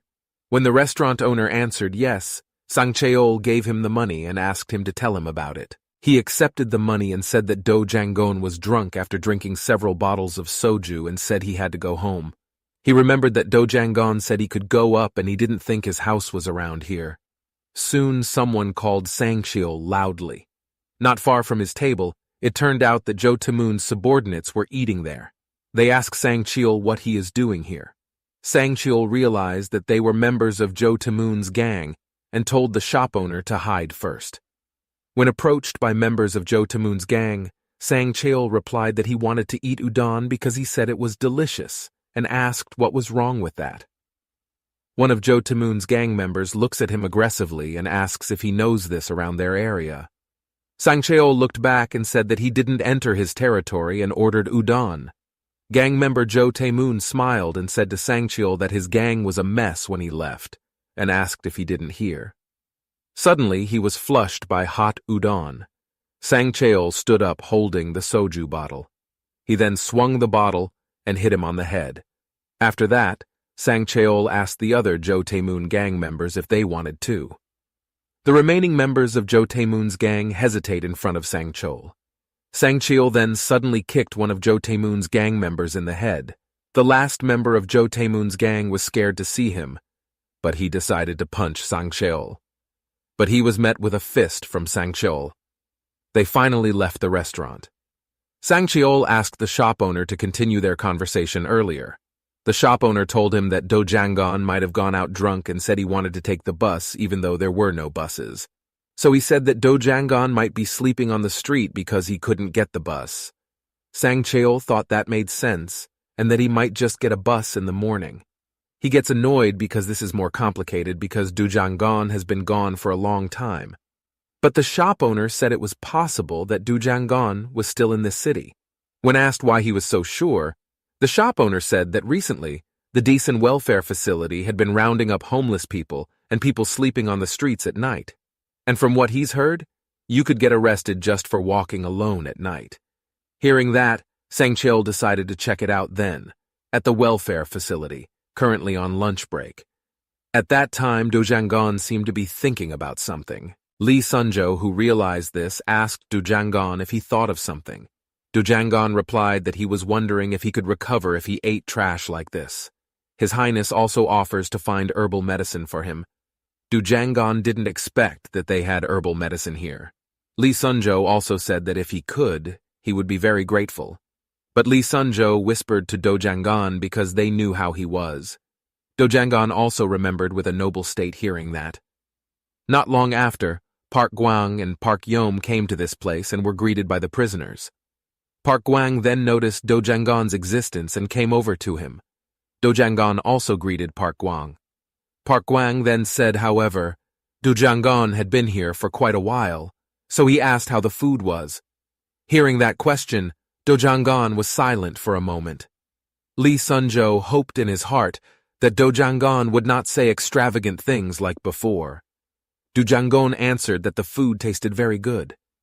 Park Gwang was satisfied with that answer and left Do Jang-gon. Once they left Lee Sunjo, that was good work. When Park Gwang went out with his sister, he said that as they saw, humans adapt as their environment changes. However, Park Yom wasn't so sure and glanced at Do Jang-gon, who was chatting with his friends. Park Gwang is very confident that he can master Do Jang-gon in the near future. On a wall, His Highness is looking for something in a hole in the wall. Lee Sunjo, who witnessed this, asked why he even dug a hole in the wall even though he said he wanted to find herbal medicine. His Highness asked him to be patient first. Lee Sunjo then asked why Do Jang-gon was also coming. Do Jang-gon answered Lee Sunjo himself, who ordered him to obey. Besides, there was nothing he could do for the rest of lunchtime. While still in the military, Do Jang-gon and his friends also spent time with unimportant activities, and he believes the time they spend doing that is a moment where they can feel like ordinary people. He thought moments like that were really needed in a place like this, the Daesan Welfare Facility. His Majesty finally found what he was looking for. He then gave what he found to Do Jang-gon. Lee Sunjo was surprised because what His Majesty was a baby mouse. His Majesty said that these mice were born from sick mothers, but they were still young, so they were fine to eat. The meat and bones are soft, so he can eat everything. Do Jang-gon was hesitant when he heard that he had to eat everything. But His Majesty asked, didn't Do Jang-gon need calcium and protein to heal his hands? Lee Sunjo felt this was too much and asked Do Jang-gon to leave. Do Jang-gon wonders in his mind whether His Highness studied this in Vietnam or at the Samcheong re-education camp. He also might know from the street when his mind is not in his right mind. Lee Sunjo found it strange that Do Jang-gon was silent. Do Jang-gon then said that he was right. At first, Lee Sunjo thought that Do Jang-gon said he was right, but Do Jang-gon said that if his hand wants to heal, he needs nutrition, which surprised Lee Sunjo. Do Jang-gon then took the baby rats from His Highness and immediately ate them. Lee Sunjo, who witnessed that, felt like throwing up. While eating the baby rats, Do Jangon thinks that in order to survive here, he must always remember that he is just an ordinary person. However, in order to survive in this cruel place, he had to be even more ruthless. In the staff room, one of the employees was getting ready to change his clothes. When his friends saw that, he said that he was jealous because he wanted to go home now while he was on duty today. They then asked why he was in such a hurry, even though he was not married and did not have a wife waiting for him at home. Another friend of his said that precisely because he didn't have a wife waiting at home, he was excited to go home. The employee ignored them and said he would go ahead. He bit his nails and thought that he didn't have a wife he wanted to meet, but he had someone else he really wanted to meet. While holding the cards, he was very hopeful. He was gambling in a restaurant. When he saw the cards he got, he thought he would finally win. On the table there are so many piles of money. He thought that he had already borrowed money from the dealer, and it was too late when he realized it. But he thought that it would be fine since he would win. When he heard the results of the other players' cards, he thought that this was good and showed his cards confidently because he got a 9. But another player who had not yet shown his cards asked in a mocking tone whether he was sure that he was lucky with the bad cards. He was annoyed by the taunt, but the player then showed that he had a flush. He was shocked and asked how this could happen. Having lost all the money he had lent him, he was approached by security and invited to hold a private counseling session on how to repay them. Moments later, he was naked and beaten. He didn't understand how it could be like this and why his opponent was able to get a flush. Then suddenly, he heard a loud sound that startled him. Sang-cheol comes and says that he shouldn't think about why he got the royal flush, but should introspect on why he gambled. He then asks who he is, but Sang-cheol replies that he doesn't need to know who he is and asks if he works at the Daesan welfare facility. He was surprised and asked how Sang-cheol could know. Sang-cheol didn't answer that and said that he wanted to ask a few things because he needed confirmation about whether the person he was looking for was there or not. At first he refused because the internal information was confidential. Sang-cheol knew that. That's why he came here to ask him. He was hesitant, but Sang-cheol said that he took over his debt from the townhouse manager, so he owed Sang-cheol now. However, Sang-cheol said that if he did as he was told, he would erase the debt. So once again, Sang-cheol asked if there was anyone named Do Jangon at the Daesan welfare facility. He told me that both of his hands were injured, so it should be easy to find. He also remembered Do Jangon, who fought against the platoon leader before, and told Sang-cheol that he was there. Sang-cheol then asked if he could bring Do Jangon to him, because he had to take care of some things with him. Sang-cheol really wants to meet Do Jangon to kill him. But the welfare facility employee replied that it was impossible because it was completely beyond his control, especially when it comes to sneaking prisoners out of the facility. After thinking for a moment, he asked him if he could go inside. The welfare facility employee also said that Sang-cheol didn't seem to know what kind of place a welfare facility was. He said that the place was worse than the prison out there, and once in, it's nearly impossible to get out. Sang-cheol also said that meant he had to help him. However, the welfare facility employee answered that it was difficult to do because the security was very high, but there was one way. He informed that the facility regularly patrolled at night according to schedule. That's when they arrested homeless people, drunks, and others on the streets of Daesan. If Sang-cheol pretended to be homeless on the date, he said, then he could enter the facility without being suspected. Sang-cheol also agreed to the plan. On the announced date, the welfare facility employee asked Sang-cheol if he really wanted to write off his debt. After that, he gave Sang-cheol his prison clothes and asked him to change his clothes. After wearing the shirt, Sang-cheol said that he would write a letter of recommendation regarding the payment of the employee's debt. He is then taken to the 3rd platoon where Do Jangon is, and he tells them to welcome the newcomers. Lee Sunjo wondered how the newcomer ended up here. Do Jangon came over to Sang-cheol and said that he hoped they could get along well, then introduced his name.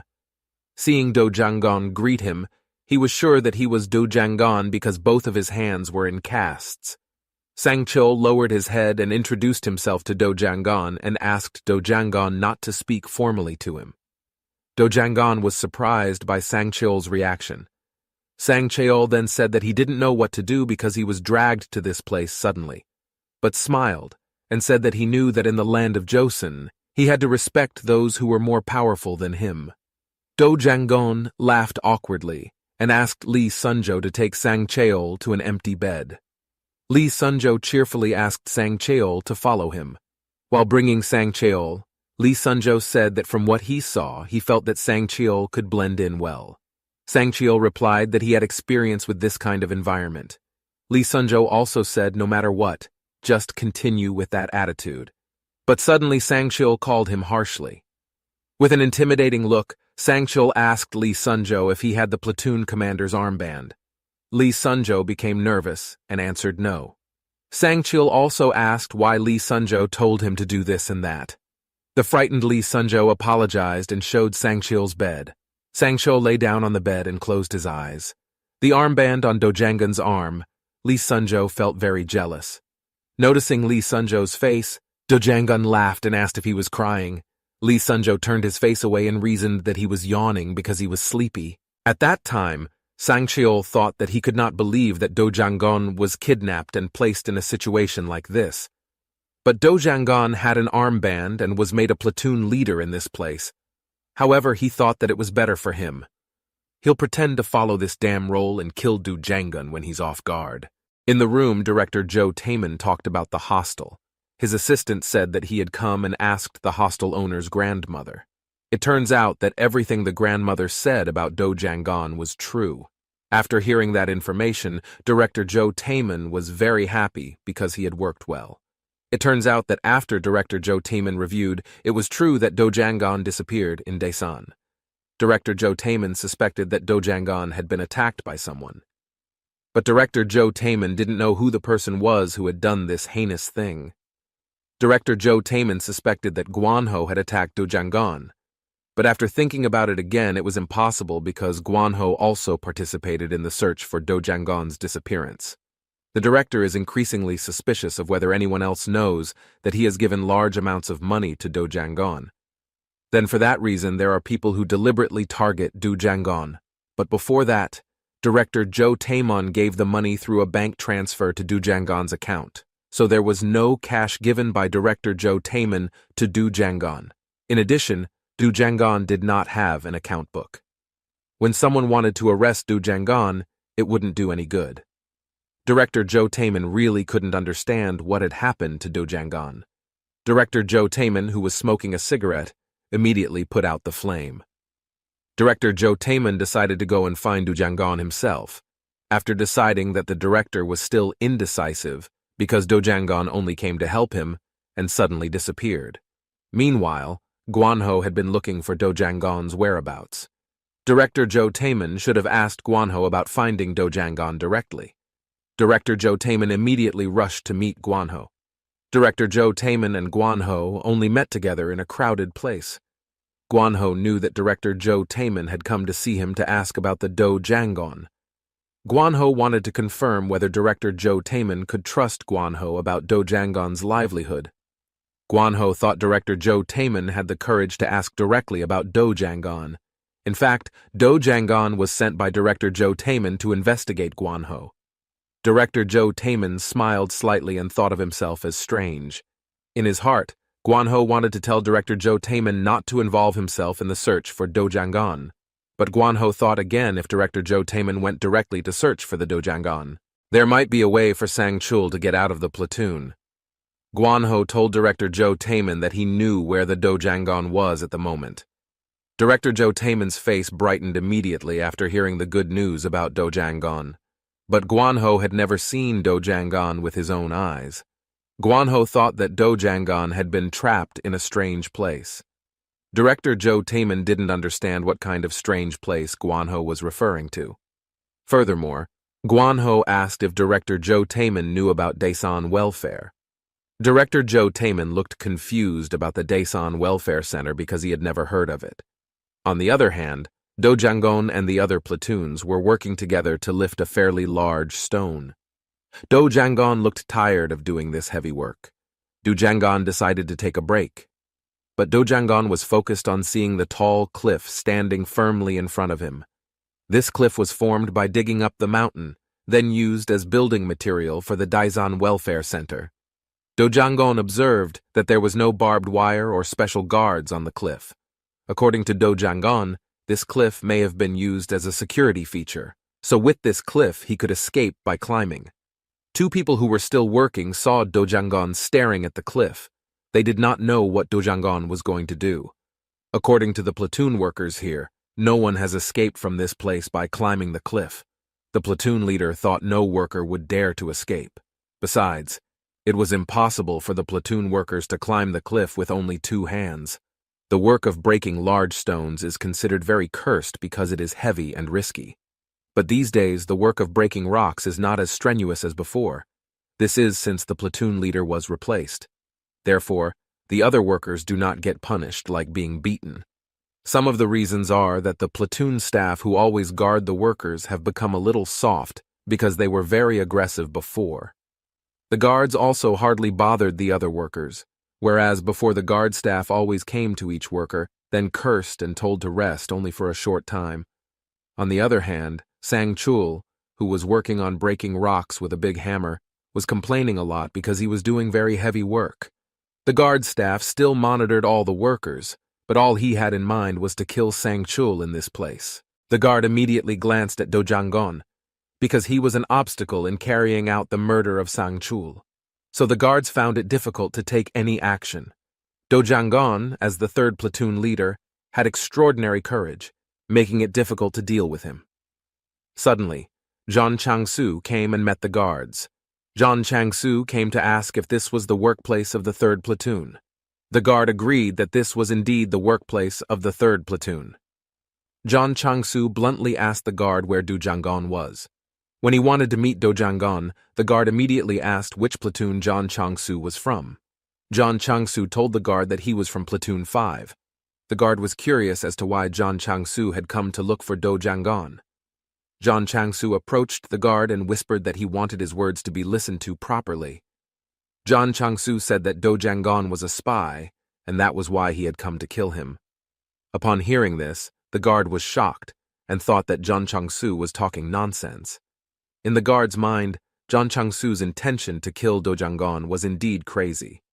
Usually, John Chang-su was a sane person, but when John Chang-su was triggered with suspicion, it turned out that John Chang-su could cause a scene by calling others spies and even communists. But the problem was that, as the guards knew, Do Jangon was too strong and adept at kicking regardless of what he had done before. The guards had every intention of pitting John Chang-su against Do Jangon. Another guard came and called out John Chang-su's name. Hearing that a guard had come looking for him, John Chang-su immediately panicked. The guard was angry that John Chang-su had dared to leave his platoon and leave without any approval. Moreover, this happened when John Chang-su was leaving the punishment room. The guard pointed a small stick at John Chang-su's face and scared him even more. John Chang-su immediately apologized because he was not a spy. The guard who was near John Chang-su was very confused when he said spy. The guard was angry with the other staff for remaining silent when John Chang-su spoke such nonsense. That was because the other guards only wanted to listen to what John Chang-su was saying. For this 5th platoon guard, John Chang-su, as always, made accusations of spying on a regular basis. The guard asked John Chang-su to stop begging for mercy and stand up immediately. The next time the guard asked the other staff to be careful in any action. Do Jangon immediately came and asked what was going on because it was so noisy. The guard said nothing happened. He asked Do Jangon to leave and continue with today's work. Do Jangon told the guard that if anything happened to make sure to tell him. In the guard's heart, Do Jangon really is a very arrogant person. If indeed a madman like John Chang-su from Platoon 5 returns, the guard should probably ask John Chang-su to break Do Jangon's hand. Then another action. The guard told John Chang-su that someone else was acting as a spy, the target being Sang Chul. Director Ju and his bodyguards came out of a building. Director Ju is still thinking about Daesan welfare facilities. Meanwhile, Guanho called Director Jo Tiemann. Guanho said firmly that if Director Jo Tiemann was thinking of breaking in carelessly, it was better to stop doing all this. Director Joe Taman was immediately confused and asked for an explanation. Guanho said because Director Joe Taman had already tried it. Guanho talked about the captain of the Daesan Administrative District. Captain Kang had dragged in all the detectives and stopped Guanho. Director Joe Taman just found out that it was not an ordinary officer, but a detective from the head unit. Guanho explained again that Captain Kang had told him there were people who had higher positions in the office to protect the place. So for Guanho, it would be better to find another way. After the conversation, Director Joe Taman got into the car and left. Inside the car, Director Joe Taman ordered his assistant to investigate as much as possible about the Daesan welfare facility. In addition, find out why Guanho was so willing to share all that information with him. Elsewhere, there was Shang Chul, who was eating. Shang Chul had been patient for Do Jangon's sake for telling him to stay alive here. Shang Chul still didn't know when he could get out of a place like this, while eating with the others. There was an officer standing guard to make sure it was safe. The guard saw John Chang-su sitting alone. Meanwhile, Do Jangon, who was still eating, felt bad, but Do Jangon had to keep eating if he wanted his hand to recover soon. John Chang-su was still thinking about the person he suspected of being a spy. In John Chang-su's vision, Sang Chul ate the food eagerly. Coupled with Sang Chul's persistence, it was certain that he was a spy. The guard was already behind and called out to John Chang-su. Instantly, John Chang-su was startled and turned his head towards the guard. At the moment the guard had nothing to do, he only asked John Chang-su to look in the front. The guard already knew that John Chang-su was a spy. Actually, the guard did not want to say this, but the guard also knew that there was indeed a spy in this platoon. John Chang-su became curious and asked the guard who the spy in this platoon was. In the guard's heart, it turned out that people like John Chang-su were indeed very easy to believe in empty talk. In other words, the guard could make himself safe from anything. The guard did not want to reveal the spy to John Chang-su easily. The guard immediately asked John Chang-su to finish his meal and come out. The guard would tell him who the real spy was in the platoon. Sometime later, we saw Shang Chul coming out from inside. At first, Shang Chul thought he was going to die, but that did not happen. As he walked a few steps out, Shang Chul was shocked to see John Chang-su. Without further ado, John Chang-su immediately confirmed whether the man in front of him was Sang Chul. Hearing the question from John Chang-su's mouth caused Sang Chul to become confused. Without thinking, John Chang-su stomped his foot and wanted to attack Sang Chul. In his anger, John Chang-su told him that his purpose in coming was to catch a spy. The punches aimed at Sang Chul were dodged. Then Sang Chul hit John Chang-su in the stomach. Sang Chul also gave John Chang-su a kick with his foot, but the kick was dodged by John Chang-su. After the fight died down, John Chang-su went back to confirm whether Sang Chul was really a spy. When accused of being a spy, Sang Chul had no idea who John Chang-su was. Sang Chul wondered why John Chang-su could recognize him.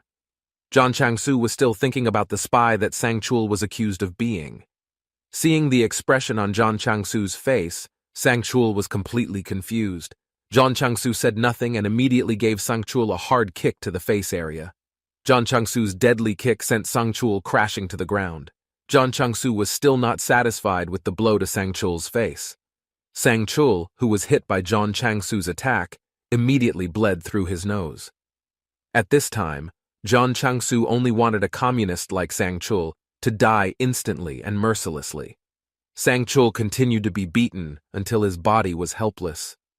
Sang Chul's face was already bruised and full of blood, while John Chang-su still continued to attack to make him completely dead. The ferocious attack that hit Sang Chul's body made his eyes go out. Then suddenly, another man arrived and saw what John Chang-su was doing. Meanwhile, John Chang-su was still choking Sang Chul's neck. John Chang-su completely panicked when the other man noticed his actions. John Chang-su was surprisingly hit in the face with his hand. At this point, the still-living Sang Chul ran away, but John Chang-su still continued to pursue Sang Chul and would not allow him to leave. John Chang-su asked Sang Chul to stop running away. Sang Chul looked back and was annoyed that John Chang-su kept calling him a spy. Sang-chul immediately called John Chang-su a madman. Then Do Jang-gon saw Sang-chul running in fear. Do Jang-gon asked what Sang-chul had done to bruise and bleed his face. Sang-chul told him that the person who hit him was crazy and wanted to kill him too. When Do Jang-gon looked, it turned out that John Chang-su was chasing Sang-chul. Do Jang-gon didn't know what was happening now. John Chang-su didn't recognize Do Jang-gon and asked who this man was. Do Jang-gon told him that he was the leader of the 3rd platoon. The Sang-chul that John Chang-su was hunting to kill was a member of Do Jang-gon's platoon. Upon learning that Do Jang-gon was the leader of Platoon 3, John Chang-su's face was shocked. John Chang-su began to know that the person in front of him was Do Jang-gon. After that, Do Jang-gon did not expect that John Chang-su knew his own name without mentioning it. Perhaps Do Jang-gon's name was already well known to others. When he found out that Sang-chul was on Do Jang-gon's team, it was just as John Chang-su had expected. Do Jang-gon was apparently trying to protect Sang-chul, who was suspected of being a spy. John Chang-su was convinced that Do Jang-gon was also part of the communists. Hearing the accusation, Do Jang-gon could not believe his ears. With no time to spare, John Chang-su immediately attacked Do Jang-gon. Meanwhile, Do Jang-gon was still confused as to what was in John Chang-su's mind to do such a horrible thing. John Chang-su threw a kick towards Do Jang-gon, but Do Jang-gon managed to dodge the attack.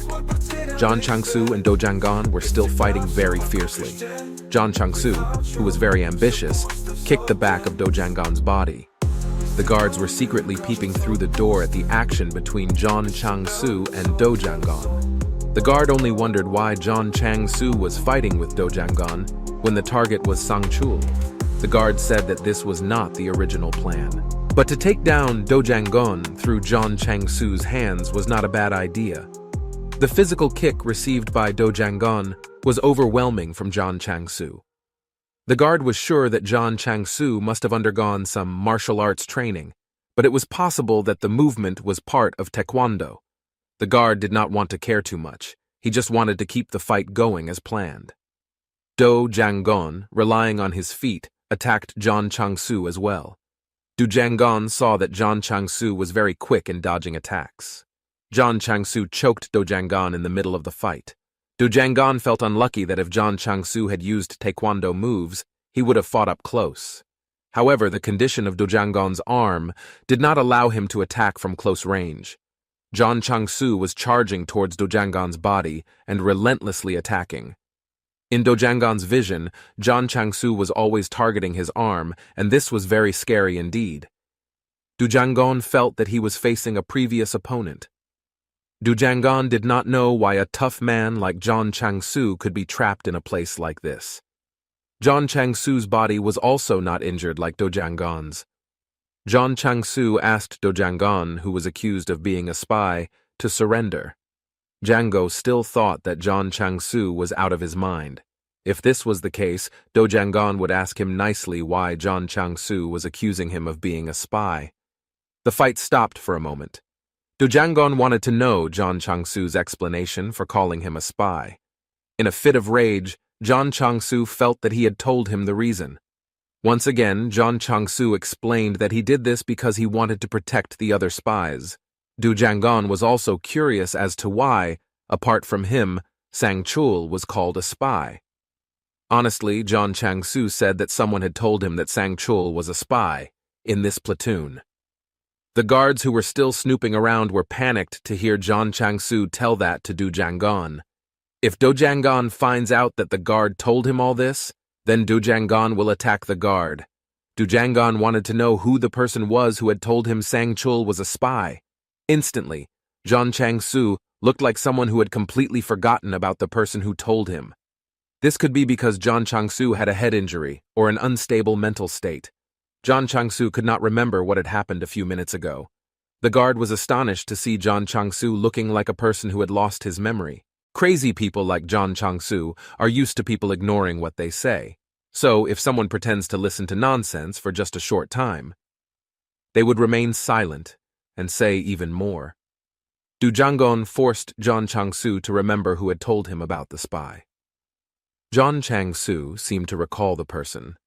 Du Jianggon confirmed whether John Chang-su had really forgotten or whether no one had told him about the spy before. John Chang-su was immediately angry because he thought he had lied. John Chang-su continued to say that Do Jianggon was a communist. In the end, this led John Chang-su to express his anger and hostility towards the opponent. For Do Jianggon, it was easier when John Chang-su was this angry and would attack him randomly. Do Jianggon's foot immediately kicked John Chang-su in the face. Instantly, John Chang-su fell silent and held his face. John Chang-su was really so angry that he made a fist to hit Do Jianggon in the face.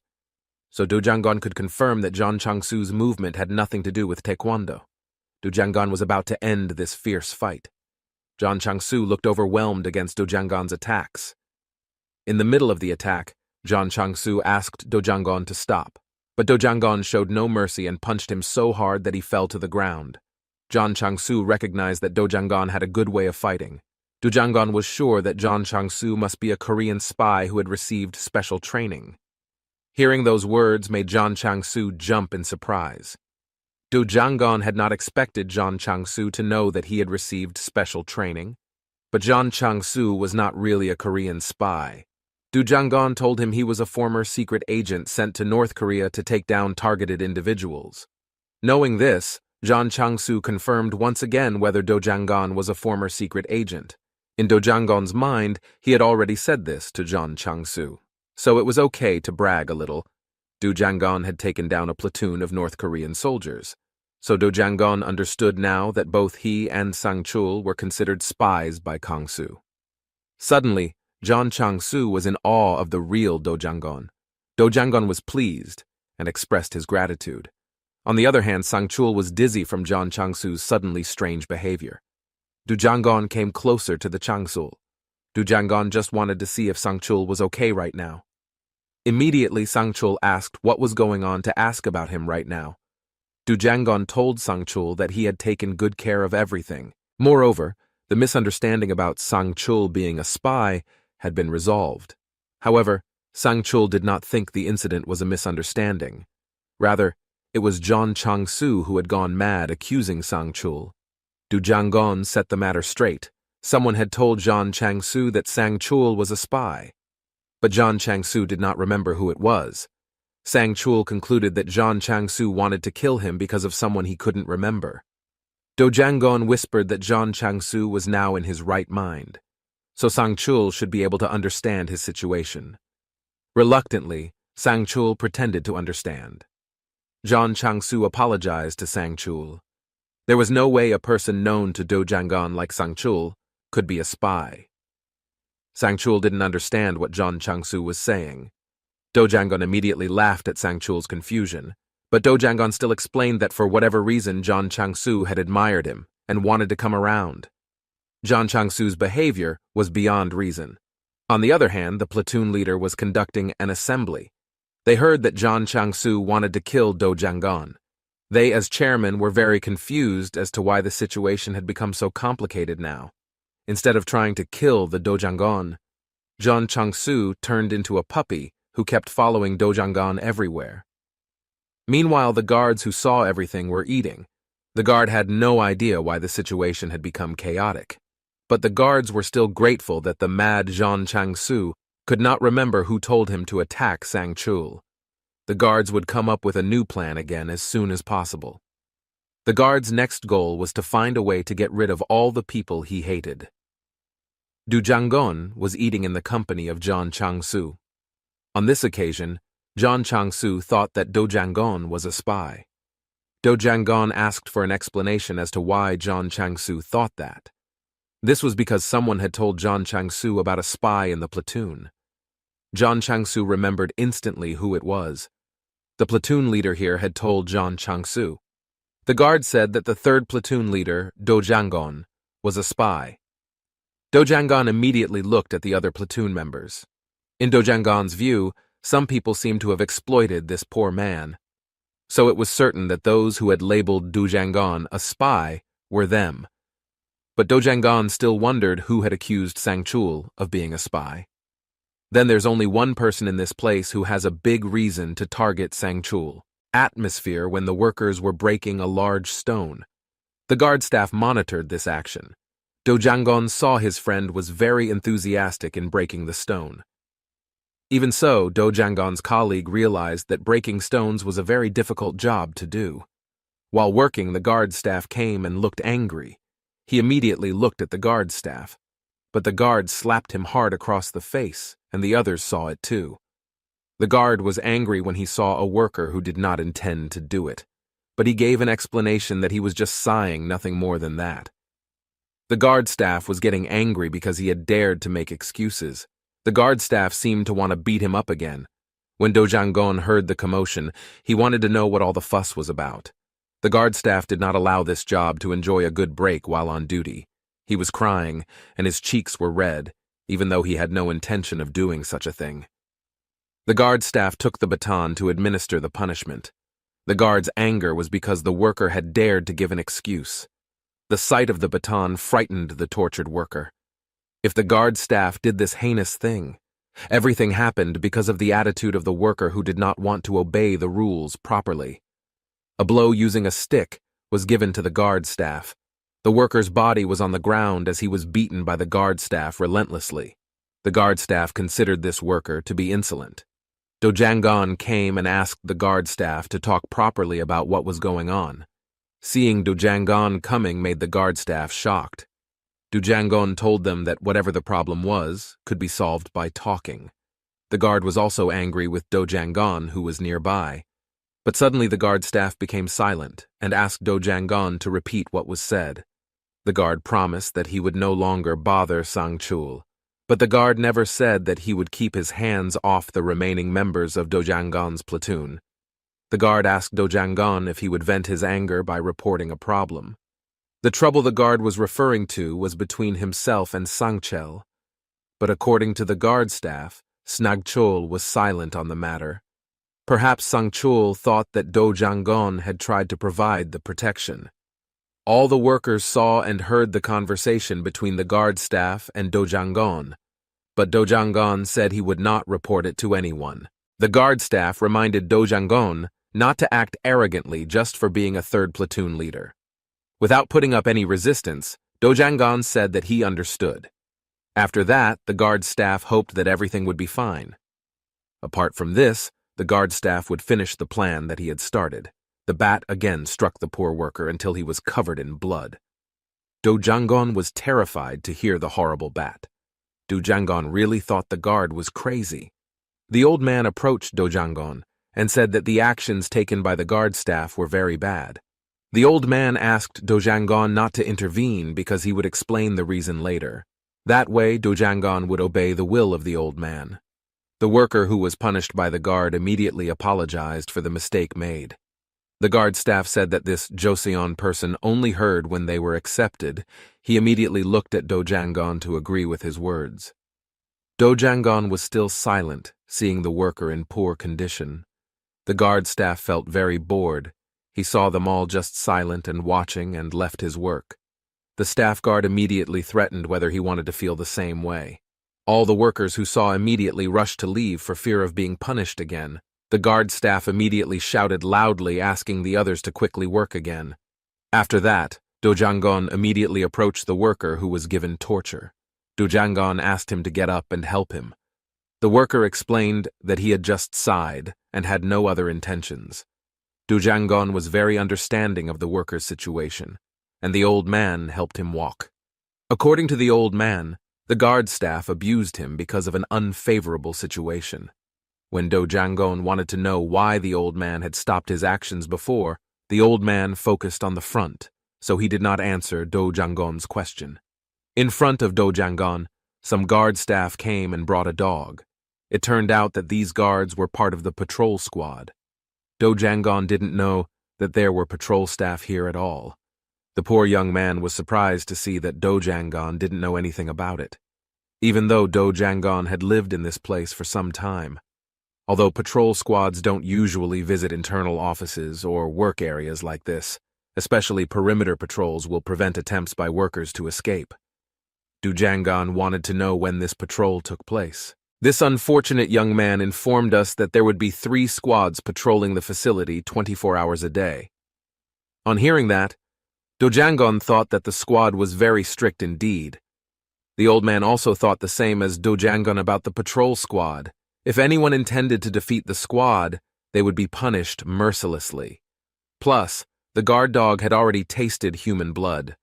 Old Babka told us that they were here from before. When they faced the guard staff before, they would face the patrol staff as well as the vicious dog. Dojangon thought the situation was very difficult. The old man was just doing what he was supposed to do, so he told Dojangon. Dojangon never forgot the cruel treatment of the guard staff. Dojangon suspected that the guard staff had deliberately provoked him because there was a squad patrol. If it was indeed a deliberate act by the guard staff, then Dojangon wanted to leave before things got more complicated. At a restaurant, Director Ju was eating with his assistant. Director Ju now knows why Guanho told him about Daesan's welfare facility. His assistant knew that Sangchul was the assistant of Guanho's men. Sangchul was looking for Guanho. Not long after, he wondered about the welfare facility, then disappeared, not knowing where. Director Zhou Taemin had a hunch that Sangchul had entered the welfare facility to look for Dojangon, but Sangchul never returned. So, it's possible that Guanho went to the Daesan welfare facility just to look for Sangchul instead of Dojangon. But what Guanho did failed. Assistant Zhou had already conducted an investigation about the Daesan welfare facility.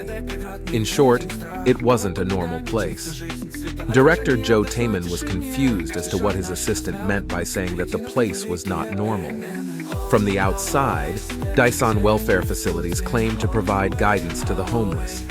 But in reality, they were detaining and exploiting not only the homeless, but ordinary people were also involved, even subjecting all of them to forced labor. Director Zhou Taemin heard the story like the labor village in North Korea. But what is surprising is how they can commit such crimes on a large scale. Isn't it that if there is forced labor, there will be consequences? Referring again to the actual problem that they have been awarded the presidential award, Director Zhou Taemin was really shocked to learn this story from his assistant. He, director of the Daesan welfare facility, has a relationship with Councillor Choi. This cooperation occurred because they had received a lot of money through sponsorship. In addition to Councillor Choi, they have also bribed influential people in Daesan. That's why Captain Kang told Guanho to resign. Director Zhou Taemin became anxious because this problem is not something a gangster like him should say. Now the condition of this country is really very sad. The assistant asked if Director Zhou Taemin had the intention of being able to save Dojangon. Getting that question, Director Zhou Taemin became confused about what he should do. If Dojangon could survive on his own after being captured by the North Korean army, so why would Director Zhou Taemin intervene? His assistant was surprised whether Dojangon was so great that he could save himself. The assistant became confused as to why Director Zhou Taemin told him to investigate the Daesan welfare facility. Director Zhou Taemin sent his assistant to investigate the Daesan welfare facility just to understand the situation. The assistant asked about the condition of the injured person. Director Zhou Taemin informed him that the hand had been injured and needed some time to recover. The doctor said it would take a month to recover, so he would be discharged from the hospital soon. During the day, Dojangon was alone thinking about whether the staff handling the 3rd platoon was really trying to set him up. But after this incident, the guard really didn't bother Dojangon anymore. But Dojangon still clearly remembers the way the guard staff treated the others rudely. They all asked the workers to work properly or else they would be beaten up. After that, the guard staff began to abuse, then torture others indiscriminately. This seemed to make it possible for the guard staff to do these things. For a moment, Dojangon forgot that this place had always been violent. Dojangon felt like his emotions were about to explode, but he had to keep it in check. Dojangon asked himself to hold back a little longer because his hand would soon recover.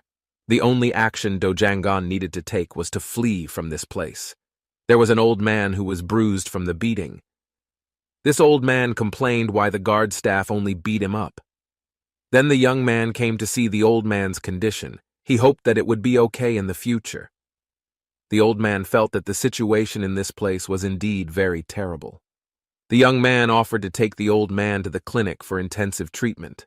But the old man refused because it would be difficult to get the right treatment. If the old man left now, the guard staff would accuse him of laziness and beat him up again. Do Jangon immediately approached the poor old man. The old man asked Do Jangon about the condition of his arm. In addition, the old man asked if Do Jangon needed more medicine. In the old man's eyes, Do Jangon seemed to like the state of his hand. Do Jangon was so surprised to hear the old man discussing and questioning his hand. The young man who was still there was immediately upset with the old man who said words that were inappropriate to hear. The young man immediately asked Do Jangon how to eat a mouse with gusto. He thought Do Jangon was someone like Diana. Do Jangon really didn't understand whose Diana this young man was referring to. The young man explained that the Diana figure he was referring to was an American soap opera. Do Jangon honestly said he didn't know because he hadn't watched that kind of soap opera. This young man recommended Do Jangon to watch the soap opera after getting out of this place. The old man immediately laughed to hear the young man talk about soap operas. On the other hand, Director Park in the car asked Guang if he had packed his things well. Guang said that the goods were packed. That way, Director Park immediately decided to leave immediately. At night, Director Park and Guang have arrived at a place. Guang gave a congratulatory dinner to Director Park. But Director Park was confused why he had to enjoy dinner with people he didn't like. Director Park immediately decided to leave immediately. Then in the room, the park director looks happy to meet the father of the board. The park director asked how the father of the board was doing because he had not seen him for a long time. Mr. Dewan said that thanks to the park director, he was healthy. Mr. Dewan has prepared dinner for the park director. On this good occasion, the park director expressed his gratitude to the board for inviting him. Park director should have contacted Mr. Board first. Mr. Board said he knew all about the failure of the construction project. If Mr. Dewan and Director Park meet too often, it will be very difficult. Outside, Guang is removing some of the items brought earlier from the trunk.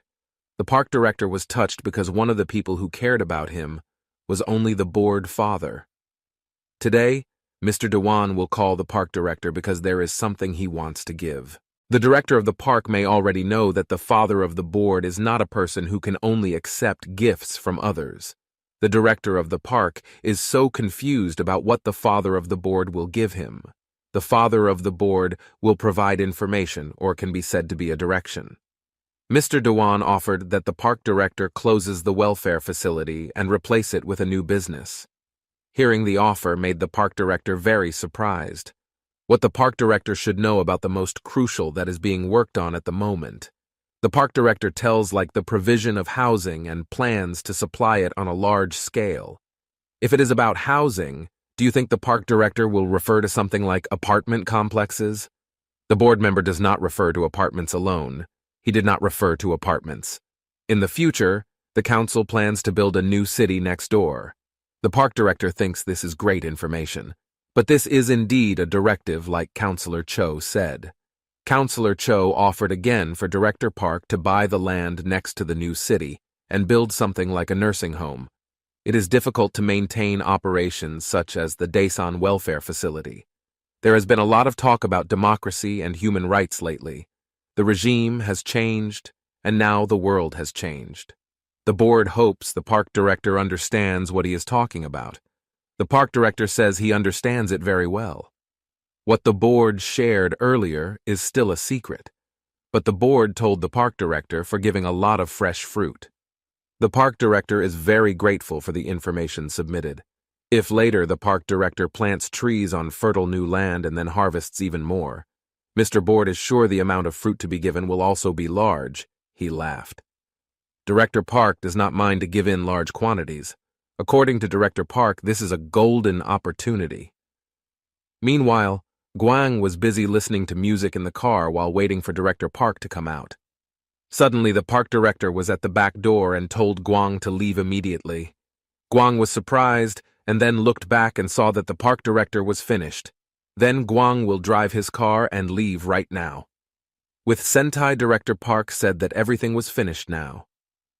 Finally, Director Park and Guang left after the meeting with Mr. Board.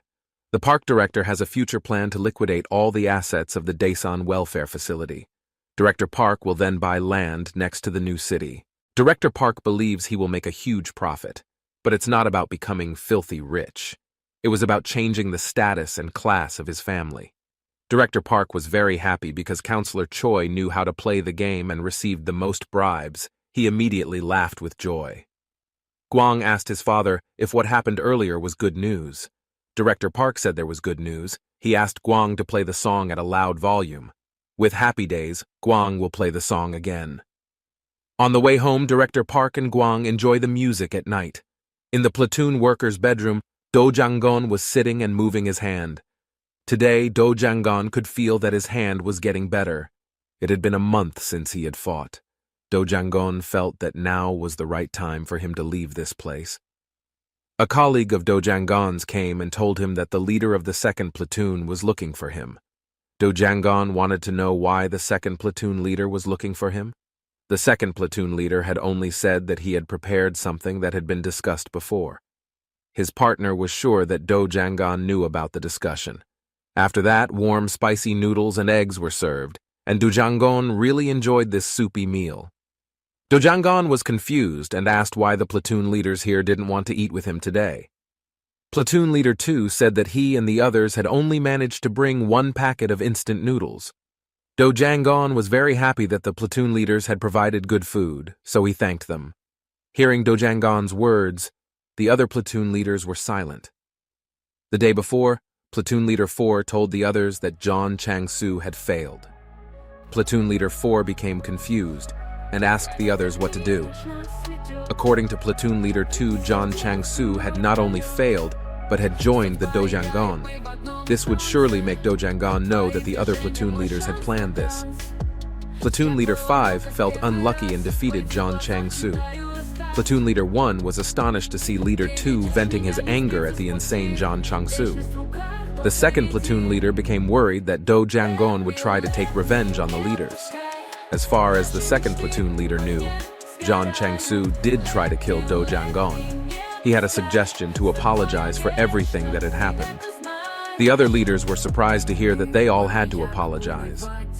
In addition, the second platoon leader planned to prepare a bribe for Do Jang-gon.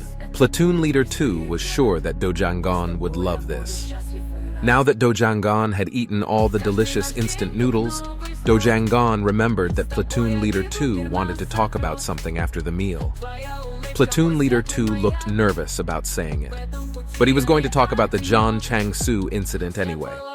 Do Jang-gon knew that a crazy boy like John Chang-soo was a spy? Then told John Chang-soo to attack Do Jang-gon himself. Platoon Leader 2 really apologized and promised not to do it again. Do Jang-gon accepted the platoon leader's apology. Instantly, Platoon Leader 2 became confused as to whether Do Jang-gon was deliberately allowing himself to be disregarded like this. Maybe the squad leaders should apologize sincerely, but they didn't want to care because the most important thing was to successfully apologize. Inside, Do Jang-gon was so upset that he dared to do all this behind his back. After all, Do Jang-gon was going to get out soon, so this wouldn't be a big deal. Do Jang-gon immediately asked the platoon leaders if they wanted to get out of this place. Do Jang-gon made sure he wasn't the only one who was brought to this place and then worked. All the platoon leaders confirmed that they all felt the same way as Do Jang-gon. Just because the guard staff gave the platoon leaders armbands and snacks, it didn't mean they didn't want to go home. Do Jang-gon thought there might be someone waiting for the platoon leader's return. Platoon Leader 4 said that his name had been crossed off the family card. If he doesn't come home for a long time, the Makai Bunya will definitely be looking for him. The platoon leaders and one were silent. Do Jang-gon was confused in his heart as he asked the group of orphans if they all missed their mothers. So, in the end, these platoon leaders were victims of the people from the Daesan welfare facility. Do Jang-gon kept stating that the instant noodles were very good. Do Jang-gon saw that the conversation was over, so he would leave now. Do Jang-gon didn't have any reason to feel motherly. They were all just plotting to kill him. In addition, they were all platoon leaders harassing and torturing other members. Do Jang-gon, who walked out, reminded the leaders to stop torturing the other members because the situation was very sad. Dojangon insulted that the platoon leaders would be nothing without the armband. Hearing Dojangon's words, Platoon Leader 1 did not accept and pointed at him. Dojangon suspected that the first platoon leader didn't like what he said, which made him very afraid. Dojangon knew that the platoon leader was afraid of the fact that without the badge, he would be no different from the other members. Meanwhile, Dojangon succeeded in becoming Platoon Leader 3 because he took the armband himself. The first platoon leader grew angry and attacked Dojangon, but Dojangon immediately attacked him until he fell down. Dojangon asked them all to realize that they didn't want to be in this place for the rest of their lives. The first platoon leader, who was in pain, said there was no one waiting for him out there because he had no parents or siblings. Even when the third platoon left for work, there were only other people who looked down on him. This certainly makes no woman like this kind of person. Dojangon asks if he will continue to live as trash in a place like this. Dojangon doesn't like to see arrogant people wearing armbands. Dojangon doesn't care because he's reluctant to persuade stubborn people. When he wanted to leave, Platoon Leader 2 would call out to Dojangon the next time he got instant noodles. But Dojangon didn't want the food anymore. Soon he would be out of a place like this. When Dojangon was outside, Platoon Leader 1 followed him. Dojangon realized there was someone behind him and immediately looked over. The platoon leader immediately attacked Dojangon, using the stone in his hand. Dojangon spontaneously parried the attack with his bandaged hand.